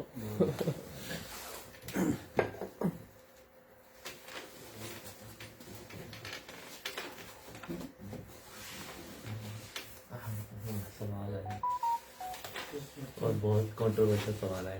ہاں جی کیا میرے پاس بھی آیا. کیا کیا کیا سوال ہے؟ ہاں اقبال کے خطبات مسلمان ہیں, 2 کشتیوں والے کی آپ بات کریں جو کوشچن وہ نہیں میں نے دیکھا.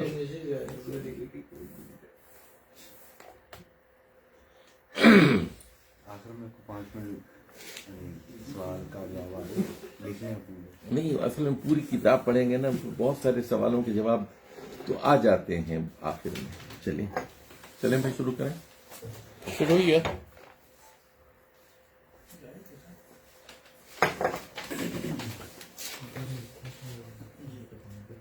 الحمد للہ رب العالمین والصلاة والسلام علی سید المرسلین وعلی آلہ وصحبہ اجمعین.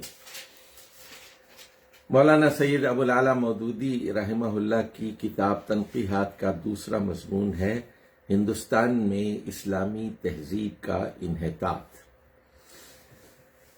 تو اس سے پہلے کہ اس مضمون کو ہم پڑھیں اور اسلامی تہذیب کے زوال کو سمجھیں, انحطاط کو سمجھیں, مختصراً یہ آپ کو معلوم ہونا چاہیے کہ کابل کا یعنی افغانستان کا جو مغربی حصہ ہے ہرات وغیرہ کا اور سیستان کا, یہ حضرت عمر کے زمانے میں ہی فتح ہو گیا تھا. 18 ہجری 19 ہجری میں رسول اللہ صلی اللہ علیہ وسلم کے انتقال کے 8 سال کے اندر ہی, اور مکران وغیرہ تک بھی صحابہ کے دور میں لوگ پہنچ چکے تھے. لیکن بدقسمتی سے ہوا یہ کہ پھر اس کے بعد ملتان پر باطنیوں کی حکومت قائم ہو گئی, اور پھر اس کے بعد محمود غزنوی کا دور ہم دیکھتے ہیں, پھر لودھی اور تغلق اور بہت سارے حکمران ہمارے ہندوستان کے حاکم بنے, التمش اور خاندان غلامہ اور وغیرہ وغیرہ. بالآخر مغلوں کی حکومت قائم ہوئی اور یہ چلتی رہی. لیکن اس کے بعد انگریز سمندری جہازوں کے ذریعے بحری سفر طے کر کے جنوبی ہند سے اور وسطی ہند سے ساحلی علاقوں سے دہلی کی طرف آگے بڑھنے لگے, اور پھر ٹیپو سلطان کی بھی شکست ہوئی, اور بالآخر 1857 میں باضابطہ انہوں نے اپنی حکومت قائم کر لی جو 90 سال تک رہی, 1947 تک. اور اس کے بعد پھر وہ پاکستان بن گیا, تقسیم ہو گئی, اور یہ 1857 سے 1947 تک کا جو دور ہے وہ انگریزوں کے اقتدار کا دور ہے. لیکن اس سے پہلے بھی وہ پوری طرح ہمارے ذہن اور ہمارے قلوب پر مسلط تھے. اور اب یہ انحطاط کیسے ہوا, اس کی یہ پوری داستان ہے, ذرا اس کو سمجھ لیجیے. دنیا اسلام کا بیشتر حصہ ان ممالک پر مشتمل ہے جو صدر اول کے مجاہدین کی کوششوں سے فتح ہوئے. ان کو جن لوگوں نے فتح کیا تھا وہ ملک گیری اور حصول غنائم کے لیے نہیں, بلکہ خدا کے کلموں کو دنیا میں بلند کرنے کے لیے سروں سے کفن باندھ کر نکلے تھے. کلمت اللہ ہی العلیہ, یہ صحابہ کرام لوگ تھے. وہ طلب دنیا کے بجائے طلب آخرت کے نشے میں سرشار. اس لیے انہوں نے اپنے مفتوحین کو مطیع و باجگزار بنانے پر اکتفا نہ کیا بلکہ انہیں اسلام کے رنگ میں رنگ دیا، ان کی پوری آبادی یا اس کا سواد اعظم کو ملت حنیفی میں جذب کر لیا۔ علم و عمل کی قوت سے ان میں اسلامی فکر اور اسلامی تہذیب کو اتنا راسخ کر دیا کہ وہ خود تہذیب اسلامی کے علمبردار اور علوم اسلامی کے معلم بن گئے۔ یعنی دیکھیے، عرب سے عجم کی طرف اسلام آیا اور عجمیوں نے اپنے اندر اسلامی تہذیب اور فکر اور اعتقاد کو اتنا راسخ کر لیا کہ وہ خود اسلام کے علمبردار بن گئے۔ اس کے بعد وہ ممالک ہیں جو اگرچہ صدر اول کے بعد اس عہد میں فتح ہوئے جبکہ اسلامی جوش سرد ہو چکا تھا اور فاتحین کے دلوں میں خالص جہاد فی سبیل اللہ کی روح سے زیادہ ملک گیری کی ہوس نے جگہ لے لی تھی، لیکن اس کے باوجود اسلام وہاں پھیلنے اور جڑ پکڑ لینے میں کامیاب ہو گیا اور اس نے ان ممالک میں کلیتاً ایک قومی مذہب اور قومی تہذیب کی حیثیت حاصل کر لی۔ ظاہر ہے کہ اس کے اندر وہ بات نہیں تھی جو صحابہ کرام کی کاشت کردہ فصل میں تھی، لیکن بہرحال ایک قومی مذہب اور قومی تہذیب کا وجود عمل میں آیا۔ بدقسمتی سے ہندوستان کا معاملہ ان دونوں قسموں کے ممالک سے مختلف ہے۔ صدر اول میں اس ملک کا بہت تھوڑا حصہ فتح ہوا تھا اور اس تھوڑے سے حصے پر بھی جو کچھ اسلامی تعلیم و تہذیب کے اثرات پڑے تھے ان کو باطنیت کے سیلاب نے ملیامٹ کر دیا۔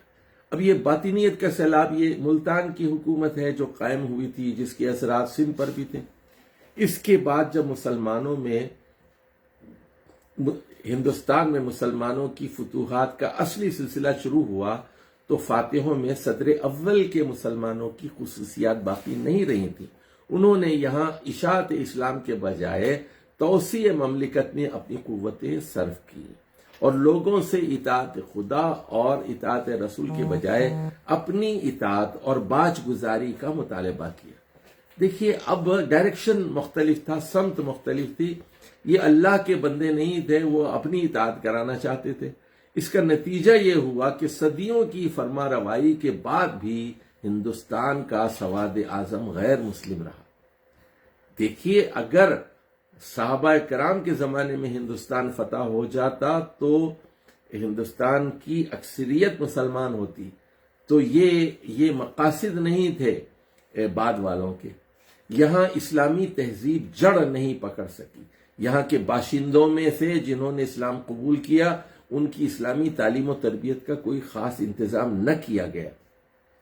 نو مسلم جماعتوں میں قدیم ہندوانہ خیالات اور رسم و رواج کم و بیش باقی رہے اور خود باہر کے آئے ہوئے قدیم الاسلام مسلمان بھی اہل ہند کے میل جول سے مشرکانہ طریقوں کے ساتھ رواداری برتنے اور بہت سی جاہلانہ رسوم کا اتباع کرنے لگے۔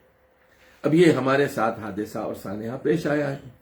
اسلامی ہند کی تاریخ اور اس کے موجودہ حالات کا مطالعہ کرنے سے یہ بات واضح ہو جاتی ہے کہ جس زمانے میں اس ملک پر مسلمانوں کا سیاسی اقتدار پوری قوت سے چھایا ہوا تھا، اس زمانے میں بھی یہاں اسلام کے اثرات کمزور تھے۔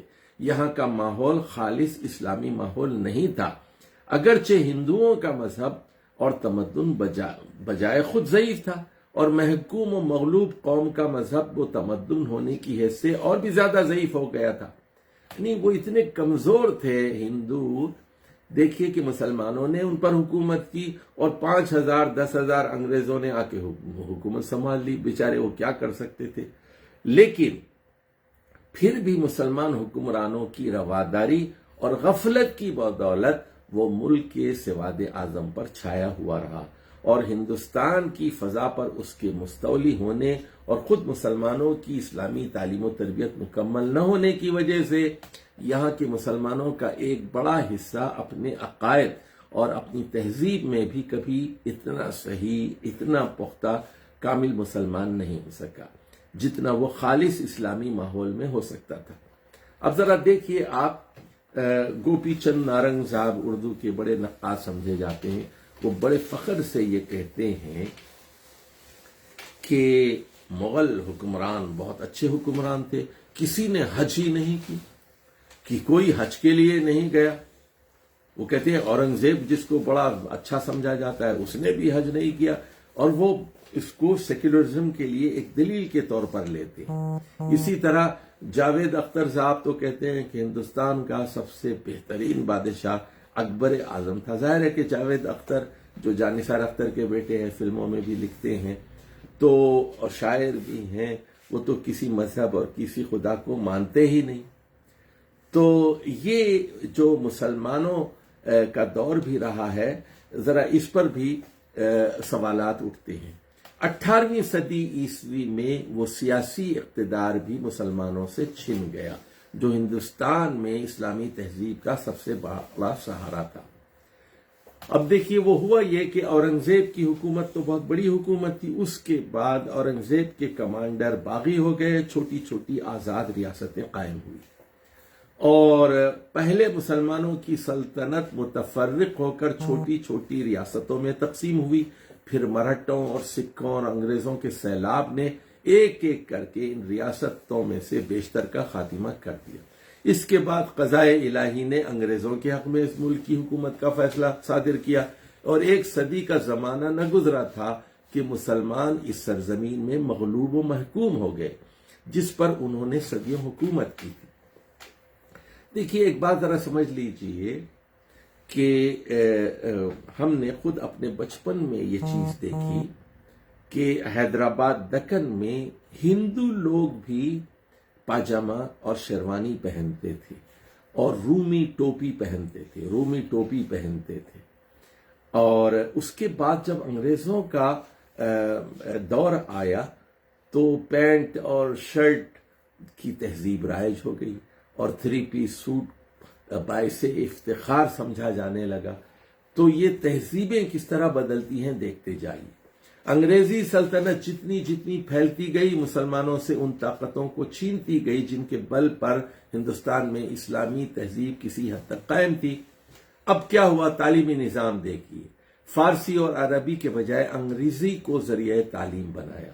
اسلامی قوانین کو انگریزوں نے منسوخ کیا، شرعی عدالتیں توڑ دی، دیوانی اور فوجداری معاملات میں خود اپنے قوانین جاری کیے. اسلامی قانون کے نفاذ کو خود مسلمانوں کے حق میں صرف نکاح و طلاق وغیرہ تک محدود کر دیا. پرسنل لا اور اس محدود نفاذ کے اختیارات بھی قاضیوں کے بجائے عام دیوانی عدالتوں کے سپرد کر دیے، جس کے حکام عموماً غیر مسلم ہوتے تھے اور جن کے ہاتھوں محمدن لا روز بروز مسخ ہوتا چلا جا رہا ہے. اب ہوا یہ کہ اسلامی قوانین کے بجائے محمدن لا آ گیا، انگریزوں نے محمدن لا لکھ دیا. اور ججز کون تھے؟ وہ انگریز بھی تھے، ہندو بھی تھے، مسلمان بھی تھے، اور وہ بھی محدود کر دیا گیا نکاح اور طلاق تک. باقی یعنی فوجداری اور دیوانی قوانین میں اسلام کچھ نہیں تھا.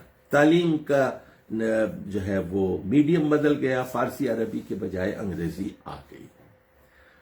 اس پر مزید یہ کہ ابتدا سے انگریزی حکومت کی پالیسی یہ رہی کہ مسلمانوں کو معاشی حیثیت سے پامال کر کے ان کے اس قومی فخر و ناز کو کچل ڈالے جو ایک حاکم قوم کی حیثیت سے صدیوں تک ان کے دلوں میں پرورش پاتا رہا ہے. چنانچہ 1 صدی کے اندر اس پالیسی کی بدولت اس قوم کو مفلس، جاہل، پست خیال، فاسد الاخلاق اور ذلیل و خوار کر کے چھوڑا گیا. دیکھیے جب قوم سے اعتماد ختم ہو جاتا ہے تو وہ غلام ہو جاتی ہے، اور انگریزوں نے یہی کیا. وہ ہندوؤں سے وہ اتنا خائف نہیں تھے جتنا مسلمانوں سے تھے، کیونکہ مسلمانوں سے انہوں نے حکومت چھینی اور وہ جانتے تھے کہ مسلمان دوسرے ملکوں میں بھی موجود ہیں. یہ معاملہ ہندو مت کے ساتھ نہیں تھا.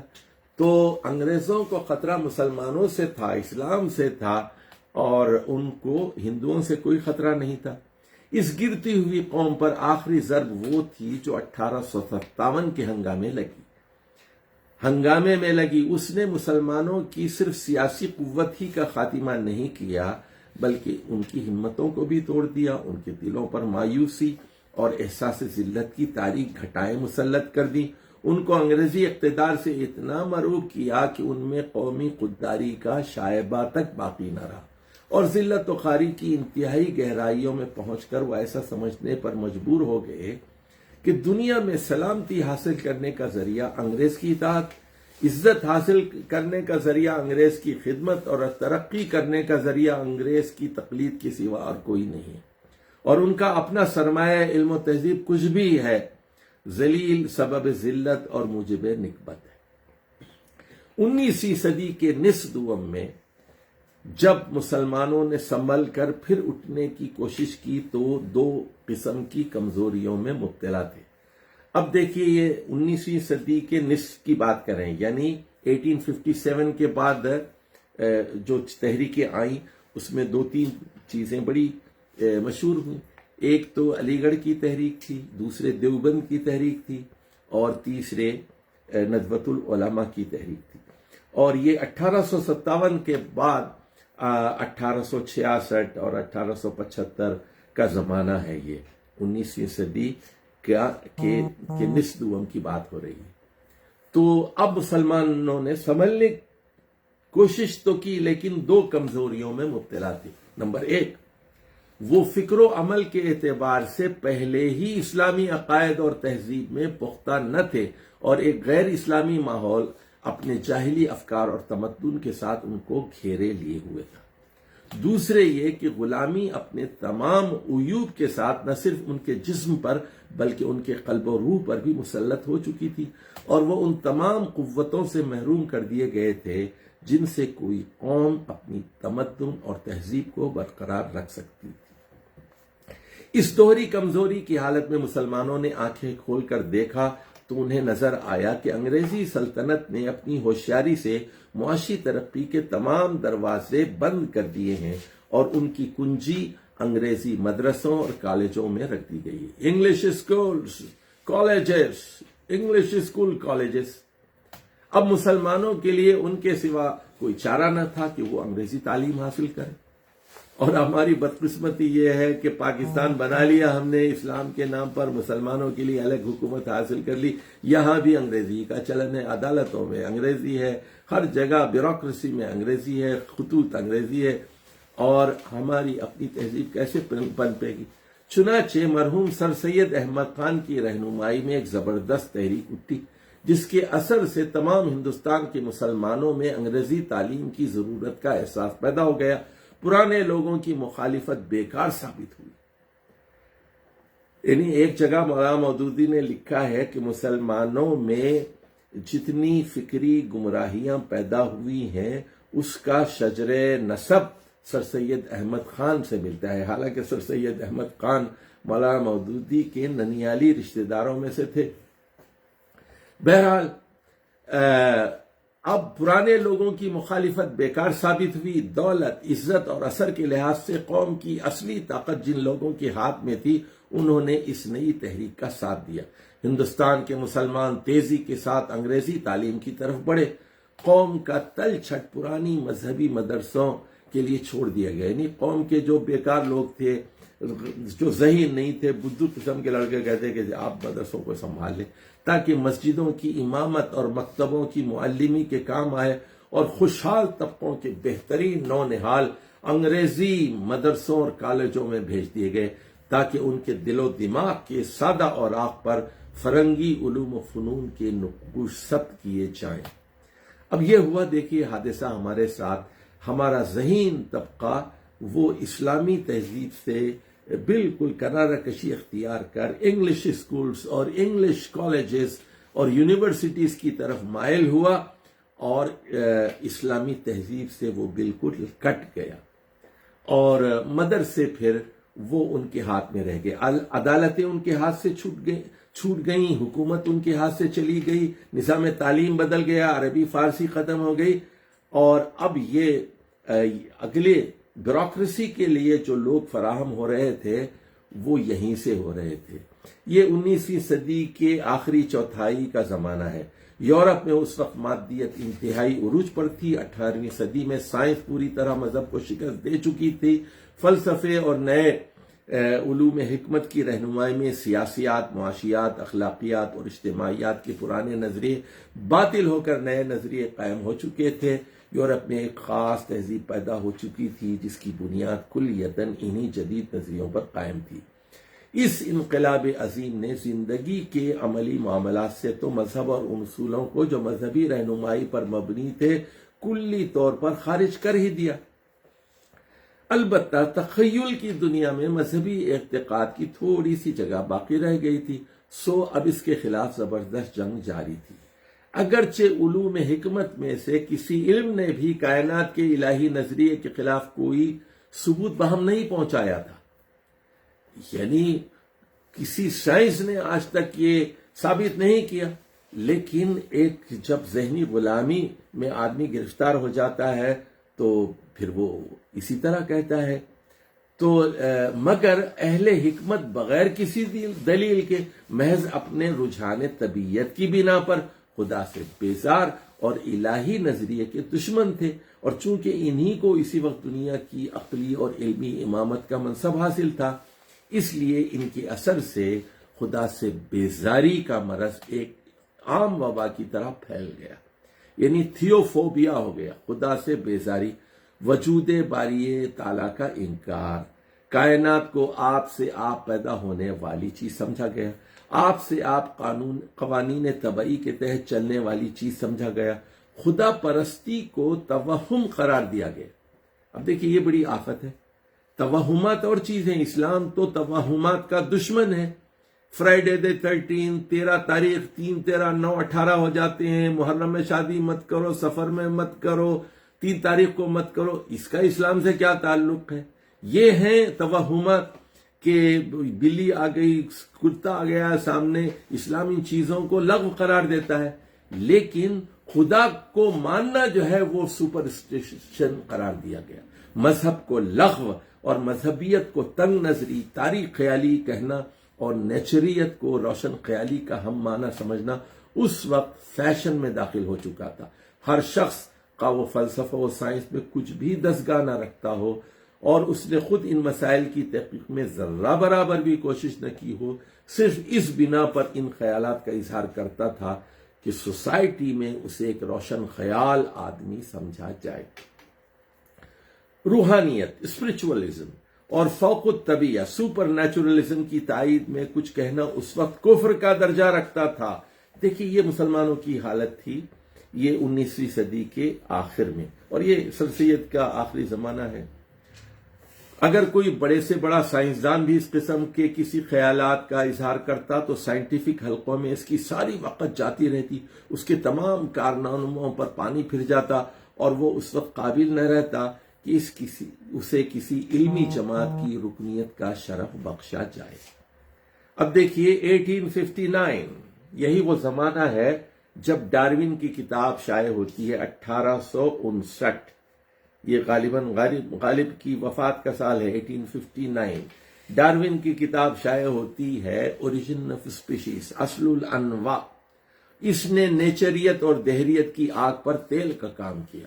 اگرچہ ڈارون کے دلائل جو اس نے اپنے مخصوص نظریہ ارتقاء کی تائید میں پیش کیے تھے کمزور اور محتاج ثبوت تھے، اور اس سلسلہ ارتقاء میں ایک کڑی نہیں بلکہ ہر موجود کڑی کے آگے اور پیچھے بہت سی کڑیاں مفقود تھی، تو یہ ایک بروکن چین تھا، لیکن اس نے ایسے فریب اور مکاری کے ساتھ اس چین کو پیش کیا کہ جو کچے دماغ تھے اور کچی عقلیں تھیں، انہوں نے کہا کہ شاید یہ سب چیزیں، یعنی یہ جرثومے سے اور سیل سے اور امیبا سے یہ چیز بڑھتے بڑھتے یہ بھووی ہوگی، مچھلی بنی ہوگی، پھر لاروا بنا ہوگا، فلاں بنا ہوگا، پھر بندر بنا ہوگا، پھر انسان بنا ہوگا، پھر اونٹ بنا ہوگا، پھر زیبرا بنا ہوگا۔ وہ ساری کڑیاں یہ سب مفقود کڑیاں تھیں، اس کے باوجود لوگوں نے اس کو، خام دماغوں نے اور کچی عقلوں نے اس کو ہاتھوں ہاتھ لیا۔ اہل حکمت اس وقت بھی اس نظریے سے مطمئن نہ تھے، حتیٰ کہ خود اس کے سب سے بڑے وکیل ہکسلے بھی اس پر ایمان نہ لایا تھا۔ اب یہ ہکسلے جو ہے وہ آپ جانتے ہیں کہ اس کو ڈارون کا کتا کہتے ہیں، بل ڈاگ آف ڈارون۔ اس کا وہ ایڈوکیٹ کرتا تھا، وکالت کرتا تھا، اور یہ 1895 میں اس کی وفات ہوئی ہے، کوئی 13 سال بعد۔ ڈارون 1882 میں مرا ہے اور ہکسلے 1995 में मरा है।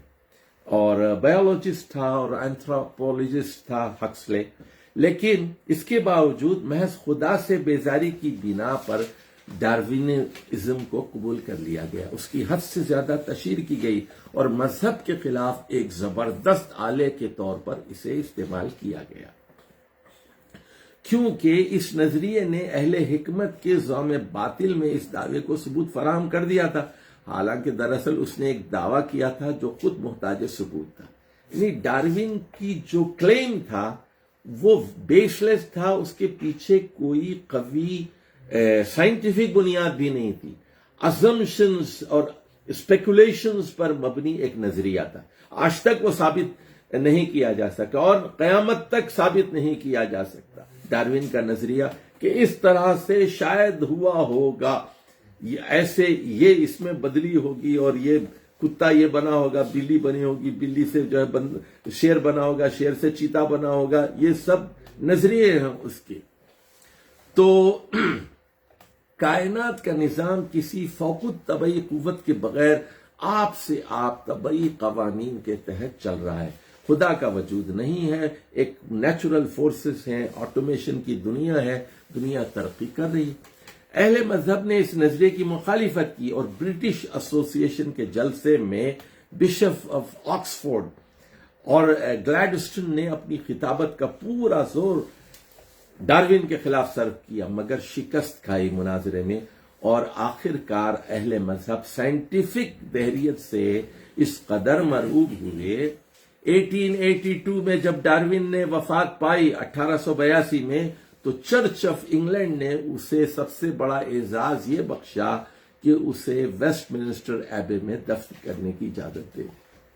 यानी मजहब की जड़ खोदने वाले को वहां पर उस कब्रिस्तान में जगह मिल गई उसको। हालांकि वो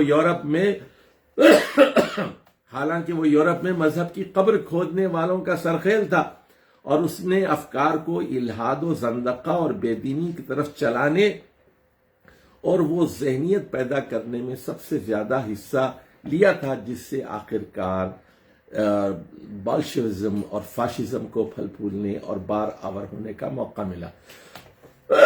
यानी डार्विन ही के नतीजे में फिर रशिया के अंदर वहां तहरीक कम्युनिज्म की शुरू हुई और फिर जर्मनी के अंदर हिटलर की तहरीक फाशिज्म की शुरू हुई।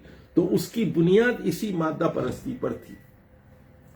अब हिंदुस्तान में आ जाइए। यह जमाना था जब हिंदुस्तान में हमारी कौम के नौजवान अंग्रेजी तालीम और फरंगी तहजीब से इस्तेफादा करने के लिए मदरसों और कॉलेजों में भेजे गए। इंग्लिश स्कूल्स, इंग्लिश कॉलेजेस, इस्लामी तालीम से खोरे। अच्छा, इस्लाम का कुछ नहीं पता उनको, इस्लाम का भी कुछ नहीं पता। देखिए मैं बताऊं, आज सुबह की बात बता रहा हूं, मैं फजर के बाद की बात बता रहा हूं। एक साहब का फोन आया, हमारा इल्म क्या है।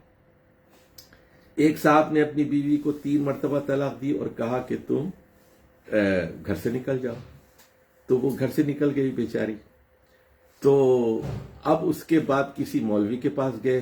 अच्छा, उनके 6-7 बच्चे थे, तो और बीवी हामिला भी थी, 6-7 बच्चे भी हैं। लोगों ने कहा कि यार कोई कर लो।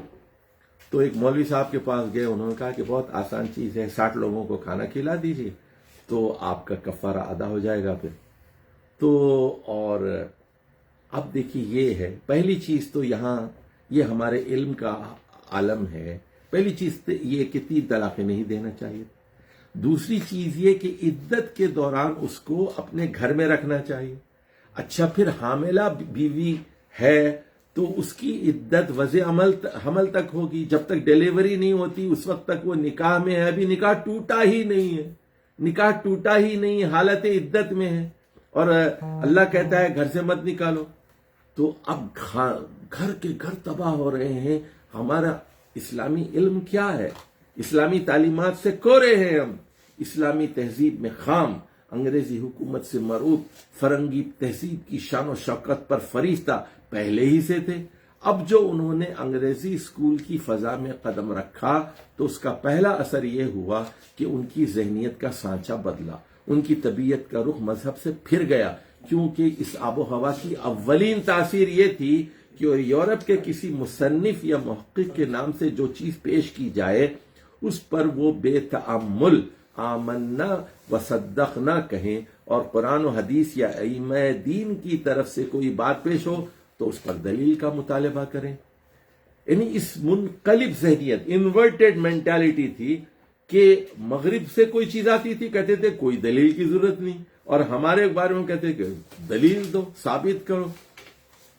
اس منقلب ذہنیت کے ساتھ انہوں نے جن مغربی علوم کی تعلیم حاصل کی تھی ان کے اصول و فروع کے اکثر و بیشتر اسلام کے اصول اور جزیات احکام کے خلاف تھے. اب وہ اسلام میں مذہب کا تصور یہ ہے، اب دیکھیے اسلام کو سمجھاتے ہیں وہ کہ وہ زندگی کا قانون ہے، اور مغرب میں مذہب کا تصور یہ ہے کہ وہ محض ایک شخصی اعتقاد ہے، پرسنل بیلیف ہے، جس کا عملی زندگی سے کوئی تعلق نہیں. اسلام میں پہلی چیز ایمان باللہ ہے، اور وہاں سرے سے اللہ کا وجود ہی مسلم نہیں. اسلام کا پورا نظام تہذیب وحی اور رسالت کے اعتقاد پر قائم ہے، اور وہاں وحی کی حقیقت ہی میں شک اور رسالت کے من جانب اللہ ہونے میں شبہ ہے. اسلام میں آخرت کا اعتقاد پورے نظام اخلاق کا سنگ بنیاد ہے. یعنی ہم سچ کیوں بولتے ہیں؟ اس لیے کہ قیامت پر ہم ایمان رکھتے ہیں. ہم زنا کیوں نہیں کرتے؟ اس لیے کہ قیامت پر ایمان ہے. ہم شراب کیوں نہیں پیتے؟ اس لیے کہ قیامت پر ایمان ہے. ہم قتل کیوں نہیں کرتے؟ اس لیے کہ آخرت پر ہم یقین رکھتے ہیں. تو یہ ہمارا پورا جو نظام اخلاق ہے وہ آخرت کے اعتقاد کا سنگ بنیاد ہے، اور وہاں مغرب میں یہ بنیاد خود بے بنیاد نظر آتی ہے. اسلام میں عبادات اور اعمال فرض ہیں، وہاں وہ محض عہد جاہلیت کے رسوم ہیں جن کا اب کوئی فائدہ نہیں. اسی طرح اسلام کے اصول تمدن و تہذیب بھی مغربی تہذیب و تمدن کے اصول سے یکسر مختلف ہیں. اب وہ دیکھیے سمجھاتے ہیں، ذرا سمجھ لیجئے. قانون میں اسلام کا اصول یہ ہے کہ خدا خود واضح قانون ہے، لا گیور ہے، شارع ہے، شریعت ساز ہے، لا دیتا ہے. دیکھیے مغرب یہ کہتا ہے خدا کون ہوتا ہے؟ قانون دینے والا. خدا کون ہوتا ہے وہ کہے کہ سود حرام ہے؟ خدا کون ہوتا ہے کہنے والا کہ شادی کے بغیر نکاح بیوی کے ساتھ تعلق یا عورت کے ساتھ تعلق جائز نہیں ہو سکتا؟ تو اسلام کا اصول یہی ہے کہ اللہ تعالی شارع ہے، لا گیور ہے، حاکم ہے، عامر ہے. رسول خدا شارع قانون ہے، اس قانون کی وضاحت کرتے ہیں محمد صلی اللہ علیہ وسلم، اور انسان صرف متبع قانون ہے. He has to follow the law. Man has to follow the law. مگر وہاں خدا کو وضع قانون کا سرے سے کوئی حق ہی نہیں. مغرب میں اللہ کو یہ اجازت نہیں ہے کہ وہ قانون وضع کرے. لیجسلیچر واضح قانون ہے، یعنی پارلیمنٹ قانون بناتی ہے اور قوم لیجسلیچر کو منتخب کرنے والی ہے. سیاسیات میں اسلام کا مطمع نظر حکومت الہی ہے، اور مغرب کا مطمع نظر حکومت قومی ہے. اسلام کا رخ بین الاقوامیت کی طرف ہے، انٹرنیشنلزم کی طرف ہے، اور مغرب کا کعبہ نیشنلزم ہے، قومیت مقصود ہے. مغرب کا کعبہ مقصود قومیت ہے. دیکھیے وہ ابھارتے ہیں we are the Americans, we are the great, we are Germans, we are French. تو وہ اپنی قوم کو ابھارتے ہیں، ہم بھارت ماتا کے لوگ ہیں، اکھنڈ بھارت پر ایمان رکھتے ہیں، گنگا جمنا ہماری وہ ہے تہذیب. وہ یہی کہتے ہیں مسیسپی ہمارا وہ ہے. تو قومیت کو ابھارتے ہیں، جبکہ اسلام بین الاقوامیت کا قائل ہے، انٹرنیشنلزم کا قائل ہے. معاشیات میں اسلام اکل حلال اور زکوٰۃ و صدقہ اور تحریم سود پر زور دیتا ہے. اس کے نزدیک پاک طریق سے رزق کھائیں گے، زکوٰۃ دو، صدقات دو، سود مت کھاؤ. مغرب کا سارا نظام معاشی ہی سود اور منافع پر چل رہا ہے. اخلاقیات میں اسلام کے پیش نظر آخرت کی کامیابی ہے، اور مغرب کے پیش نظر دنیا کا فائدہ ہے. مغرب اور اسلام کے فرق کو سمجھو. اجتماعی مسائل میں بھی اسلام کا راستہ قریب ہر معاملے میں مغرب کے راستے سے مختلف ہے. ستر و حجاب، حدود زن و مرد، یعنی کہ کیا دائرہ کار ہے، مرد کیا کر سکتے ہیں، عورت کیا کر سکتی ہے، عورت کی کیا سطر ہے، مرد کی کیا ہے، عورت کی عورت کے لیے کیا ہے، مرد کی عورت کے لیے کیا ہے، مرد کی مرد کے لیے کیا ہے، یہ سارے احکام اسلام نے دیے ہیں. تعدد ازدواج، قوانین نکاح و طلاق، ضبط ولادت، حقوق ذوی الارحام یعنی فیملی پلاننگ کے بارے میں، ڈیورس اور میرج کے لاس اور رشتہ داروں کے حقوق، اسی طرح حقوق الزوجین میاں بیوی کے حقوق، اور ایسے ہی دوسرے بہت سے معاملات میں ایسے ہیں. ان دونوں کا اختلاف اتنا نمایاں ہے کہ بیان کی حاجت نہیں، اور اس اختلاف کی وجہ یہ ہے کہ دونوں کے اصول مختلف ہیں. اسلام اور چیز ہے، مغرب اور چیز ہے.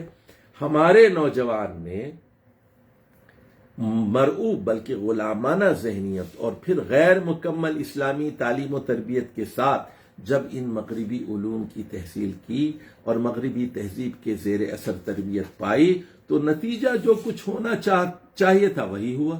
ان میں تنقید کی صلاحیت پیدا نہ ہو سکی. انہوں نے مغرب سے جو کچھ سیکھا اس کو صحت اور درستی کا معیار سمجھ لیا، پھر ناقص علم کے ساتھ اس اسلام کے اصول و قوانین کو اس معیار پر جانچ کر دیکھا، اور جس مسئلے میں ان دونوں کے درمیان اختلاف پایا اس میں کبھی مغرب کی غلطی محسوس نہیں کی بلکہ اسلام ہی کو برسر غلط سمجھا اور اس کے اصول و قوانین میں ترمیم و تنسیخ کرنے پر آمادہ ہو گئے. جدید تعلیم نے معاشی اور سیاسی حیثیت سے ہندوستان کے مسلمانوں کو خواہ کتنا ہی فائدہ پہنچایا ہو، مگر ان کے مذہب اور ان کی تہذیب کو جو نقصان پہنچایا ہے اس کی تلافی کسی فائدے سے نہیں ہو سکتی. یعنی یہ صحیح بات ہے کہ علی گڑھ موومنٹ کے بعد ہمارے لوگوں نے مادی طور پر فائدہ اٹھایا. بیوروکریسی میں یہ لوگ آ گئے، کچھ عہدے مل گئے، کچھ پیسہ مل گیا، کچھ مناصب مل گئے، لیکن جو ہمارا تعلیمی نظام بگڑ چکا تھا اور جو کانفلکٹ پیدا ہو گیا مغرب اور اسلام کے درمیان، اس سے پوری اسلامی تہذیب کو نقصان پہنچا. یعنی لباس میں، ثقافت میں، موسیقی میں، زبان میں اور اسلامک لٹریچر کو سمجھنے میں، اور جو ہماری تاریخ تھی، ہمارے ادب کی تاریخ، ہمارے اسلامی ادب کی تاریخ، وہ ساروں سے یہ جدید طبقہ محروم ہو گیا. اور جب زبان سے آپ محروم ہو جاتے ہیں تو اس پورے ورثے سے اور اس پوری جو انہیریٹنس سے آپ معذور ہو جاتے ہیں. قرآن کو آپ سمجھ نہیں سکتے، احادیث تک آپ پہنچ نہیں سکتے، اور اسلاف کے کارناموں سے آپ فیضیاب نہیں ہو سکتے. تو مولانا مودودی یہاں اس مسئلے میں یہ کہتے ہیں کہ مغرب کی غلامی کے اثرات بر صغیر ہند و پاک پر یہ مرتب ہوئے کہ پہلے تو ہندو تہذیب کے عوامل اس میں شامل ہوئے، اور اس کے بعد انگریزوں کا اقتدار جب آیا تو ہم لوگ مغرب سے مرعوب ہو گئے. اور چونکہ سیاسی غلبہ ایک ایسا غلبہ ہوتا ہے جس سے ذہن بھی فتح ہو جاتے ہیں، وہ مفتوح ہو جاتے ہیں.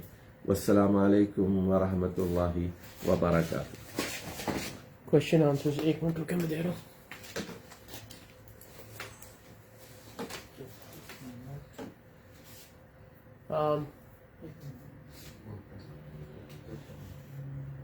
واٹس ایپ لکھیے، لیپ ٹاپ پہ واٹس ایپ لکھیں. اچھا، ہمارے دوست صبغت اللہ صاحب شریف نے یہ اطلاع دی ہے کہ ایک ہمارے ساتھی شکاگو میں کووڈ سے انتقال کر گئے ہیں، مقبول بھائی. تو ان کے لیے دعا فرمائیے کہ اللہم اغفر لحینا و میتنا و شاہدنا و غائبنا و صغیرنا و کبیرنا و ذکرنا و انثانا.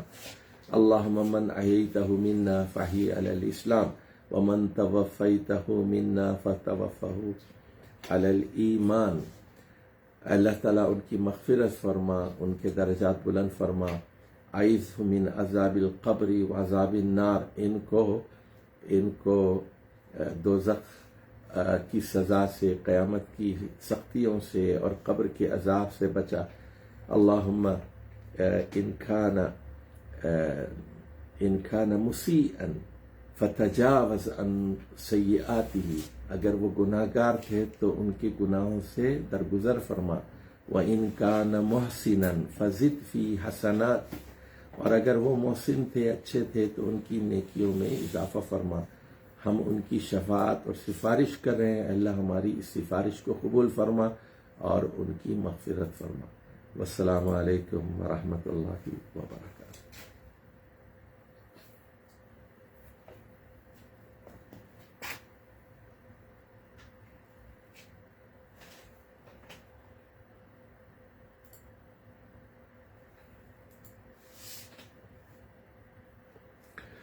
دیکھیے، یہاں ایک صاحب نے یہ سوال کیا ہے کہ مغرب جس بنیاد پر کھڑا ہے کیا وہ منہدم ہو سکتی ہیں؟ وہ کون سی فکری اور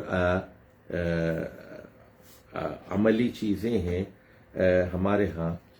مغربی تہذیب کے زوال کے ساتھ کیا احیاء اسلام ہوگا، یا شرک الہادی میں کوئی نئی فکر یا شکل تہذیب نو کے طور پر نمو پائے گی؟ دیکھیے، یہی تو چیلنج ہے ہمارے علماء کا، چیلنج ہے ہمارے مفکرین کا، دانشوروں کا، فلسفیوں کا، چیلنج ہے سائنسدانوں کا۔ ایک طرف وہ علم وحی پر مکمل مہارت حاصل کریں، وہ علم وحی پر انہیں کوئی شرمندہ ہونے کی ضرورت نہیں ہے، علم وحی پر بالکل شرمندہ ہونے کی ہمیں ضرورت نہیں ہے۔ اور ہم یہ کہیں، میں تو یہ نوجوان لڑکے میرے پاس آتے ہیں پڑھنے کے لیے، اور کوئی بایولوجی کا ہوتا ہے، کوئی سائنس کا ہوتا ہے، کوئی میڈیکل ڈاکٹر ہوتا ہے، کوئی انجینئر ہوتا ہے، کوئی کمپیوٹر والا ہوتا ہے، کوئی پولیٹیکل سائنس کا ہوتا ہے۔ میں پہلی چیز جو ان کو سکھاتا ہوں روزانہ اور تکرار اور اعادے کے ساتھ، یہ کہا کرو رضیت باللہ ربا وبالاسلام دینا وبمحمد نبیہ۔ یہ اعلان کرو روزانہ، یہ کہو کہ میں اللہ کو رب مان کر راضی ہوں، مطمئن ہوں، شاداں ہوں، فرحاں ہوں۔ میں اسلام کو دین تسلیم کر کے مطمئن ہوں، راضی ہوں، شاداں و فرحاں ہوں، اور میں محمد صلی اللہ علیہ وسلم کو سچا سمجھتا ہوں، جھوٹا نہیں سمجھتا، ان کو نبی مان کر مطمئن ہوں، بالکل سیٹسفائیڈ ہوں۔ تو یہ اعتماد اور یہ ایقان بہت ضروری۔ اس کے بعد آپ چاہے جینیٹکس میں تحقیق کر رہے ہیں، کیا اسپیس میں تحقیق کر رہے ہیں، آپ جو ہے کیمسٹری کے میدان میں کر رہے ہیں، بایو کیمسٹری کے میدان میں کر رہے ہیں، کسی بھی میدان میں آپ کام کر رہے ہوں، ٹیکنالوجی کے، ایمان کے ساتھ اور قرآن و سنت کے گہرے مطالعے کے ساتھ آپ دیگر علوم پر توجہ دیجیے۔ اس کے بعد آپ کی طرف سے ایسی تصانیف کا آنا ضروری ہے جو مغرب کے لوگ سنجیدگی سے پڑھ سکیں، اور مغرب کا برین اور مغرب کا ذہن آپ کی تحریروں سے متاثر ہو اور وہ اسلام لے آئے۔ یعنی آپ کا کام یہ ہے کہ سچائی کو اس طرح پیش کریں، ایک طرف آپ تحقیق اور جستجو میں آگے بڑھیں، چاہے وہ کوئی میدان ہو، وہ میڈیکل سائنس ہو، وہ انجینئرنگ ہو، وہ سوشل سائنسز ہو، یا پولیٹیکل سائنسز ہو، یا فزیکل سائنسز ہو، ہر میدان میں آپ اپنے جھنڈے گاڑ دیں، اور اس کے ساتھ ساتھ وحی کے ترجمان بن جائیں آپ، اور آخری نبی محمد صلی اللہ علیہ وسلم کے آپ ترجمان بن جائیں۔ آپ بہترین امت ہیں، آپ خیر امت ہیں۔ اس اپنی حیثیت اور اپنے منصب کو مان کر اگر آپ اپنی فکری بالادستی کو ثابت کرتے ہیں تو پھر حکومت اور اقتدار آپ کے پاس آئے گا، یعنی آپ کے ہاں روحانی ترقی بھی ہوگی، اللہ کے ساتھ تعلق بھی ہوگا، کتاب و سنت کے ساتھ آپ مضبوطی سے جڑے رہیں گے، اور اس کے ساتھ ساتھ مادی میدان میں بھی آپ کی ترقی ہوگی، اور وہ اسلام سے متصادم نہیں ہوگی۔ کوئی مادی نظریہ وہ اسلام سے متصادم نہیں ہوگا۔ آپ کی اقتصادیات، آپ کی سیاسیات، آپ کی معاشیات، وہ سب اسلام کے عین مطابق ہوں گی۔ لیکن اس کے لیے علمی طور پر آپ کو وہ کام کرنا ہوگا اور بتانا ہوگا کہ یہ چیزیں ہمارے زمانے میں ممکن ہیں، نافذ العمل ہیں، اور اللہ کا دین کبھی بوسیدہ نہیں ہوگا، اور اسلام پر ہمیں کسی شرمندگی کی ضرورت نہیں ہے. جب تک ایسے لوگ پیدا نہیں ہوں گے، جب تک ایسے لوگ پیدا نہیں ہوں گے، یہ ہماری ذہنی غلامی بھی دور نہیں ہو سکتی اور ہماری سیاسی اور عملی اور مادی غلامی بھی دور نہیں ہو سکتی. اچھا، ایک صاحب نے سوال کیا ہے کہ تنقیحات کا کیا مطلب ہے؟ تنقیحات کا مطلب ہے چیزوں کو کھول کر منقح کر کے صاف کر کے واضح کر کے دکھایا جائے، یہ اس کا مقصد ہے. اور اس کتاب میں مولانا نے کیا یہی ہے کہ چیزوں کو صاف کر کے منقح کر کے پیش کیا ہے.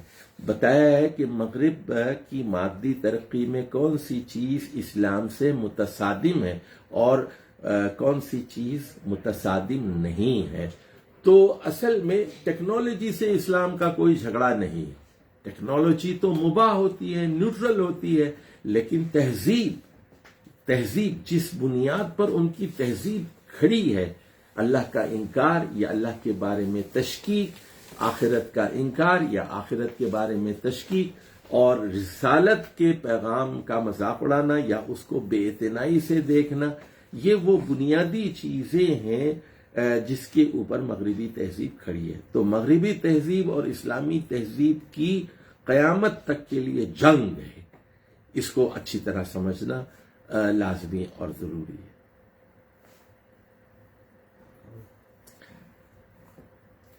آپ حضرات کا بہت بہت شکریہ. ہمارا وقت ہو چکا ہے. آج ہم 5-10 منٹ تاخیر سے شروع ہوئے، اس کے لیے معذرت خواہ ہوں. انشاءاللہ کل صبح پاکستانی وقت کے مطابق ٹھیک 6:30 بجے سے 8:30 بجے تک ہمارے دوسرے دن کے 2 لیکچرز ہوں گے، اور اس میں تیسرا اور چوتھا مضمون انشاءاللہ تعالی پڑھنے کی اور سمجھنے کی ہم کوشش کریں گے. اجازت دیجیے. وآخر دعوانا ان الحمدللہ رب العالمین.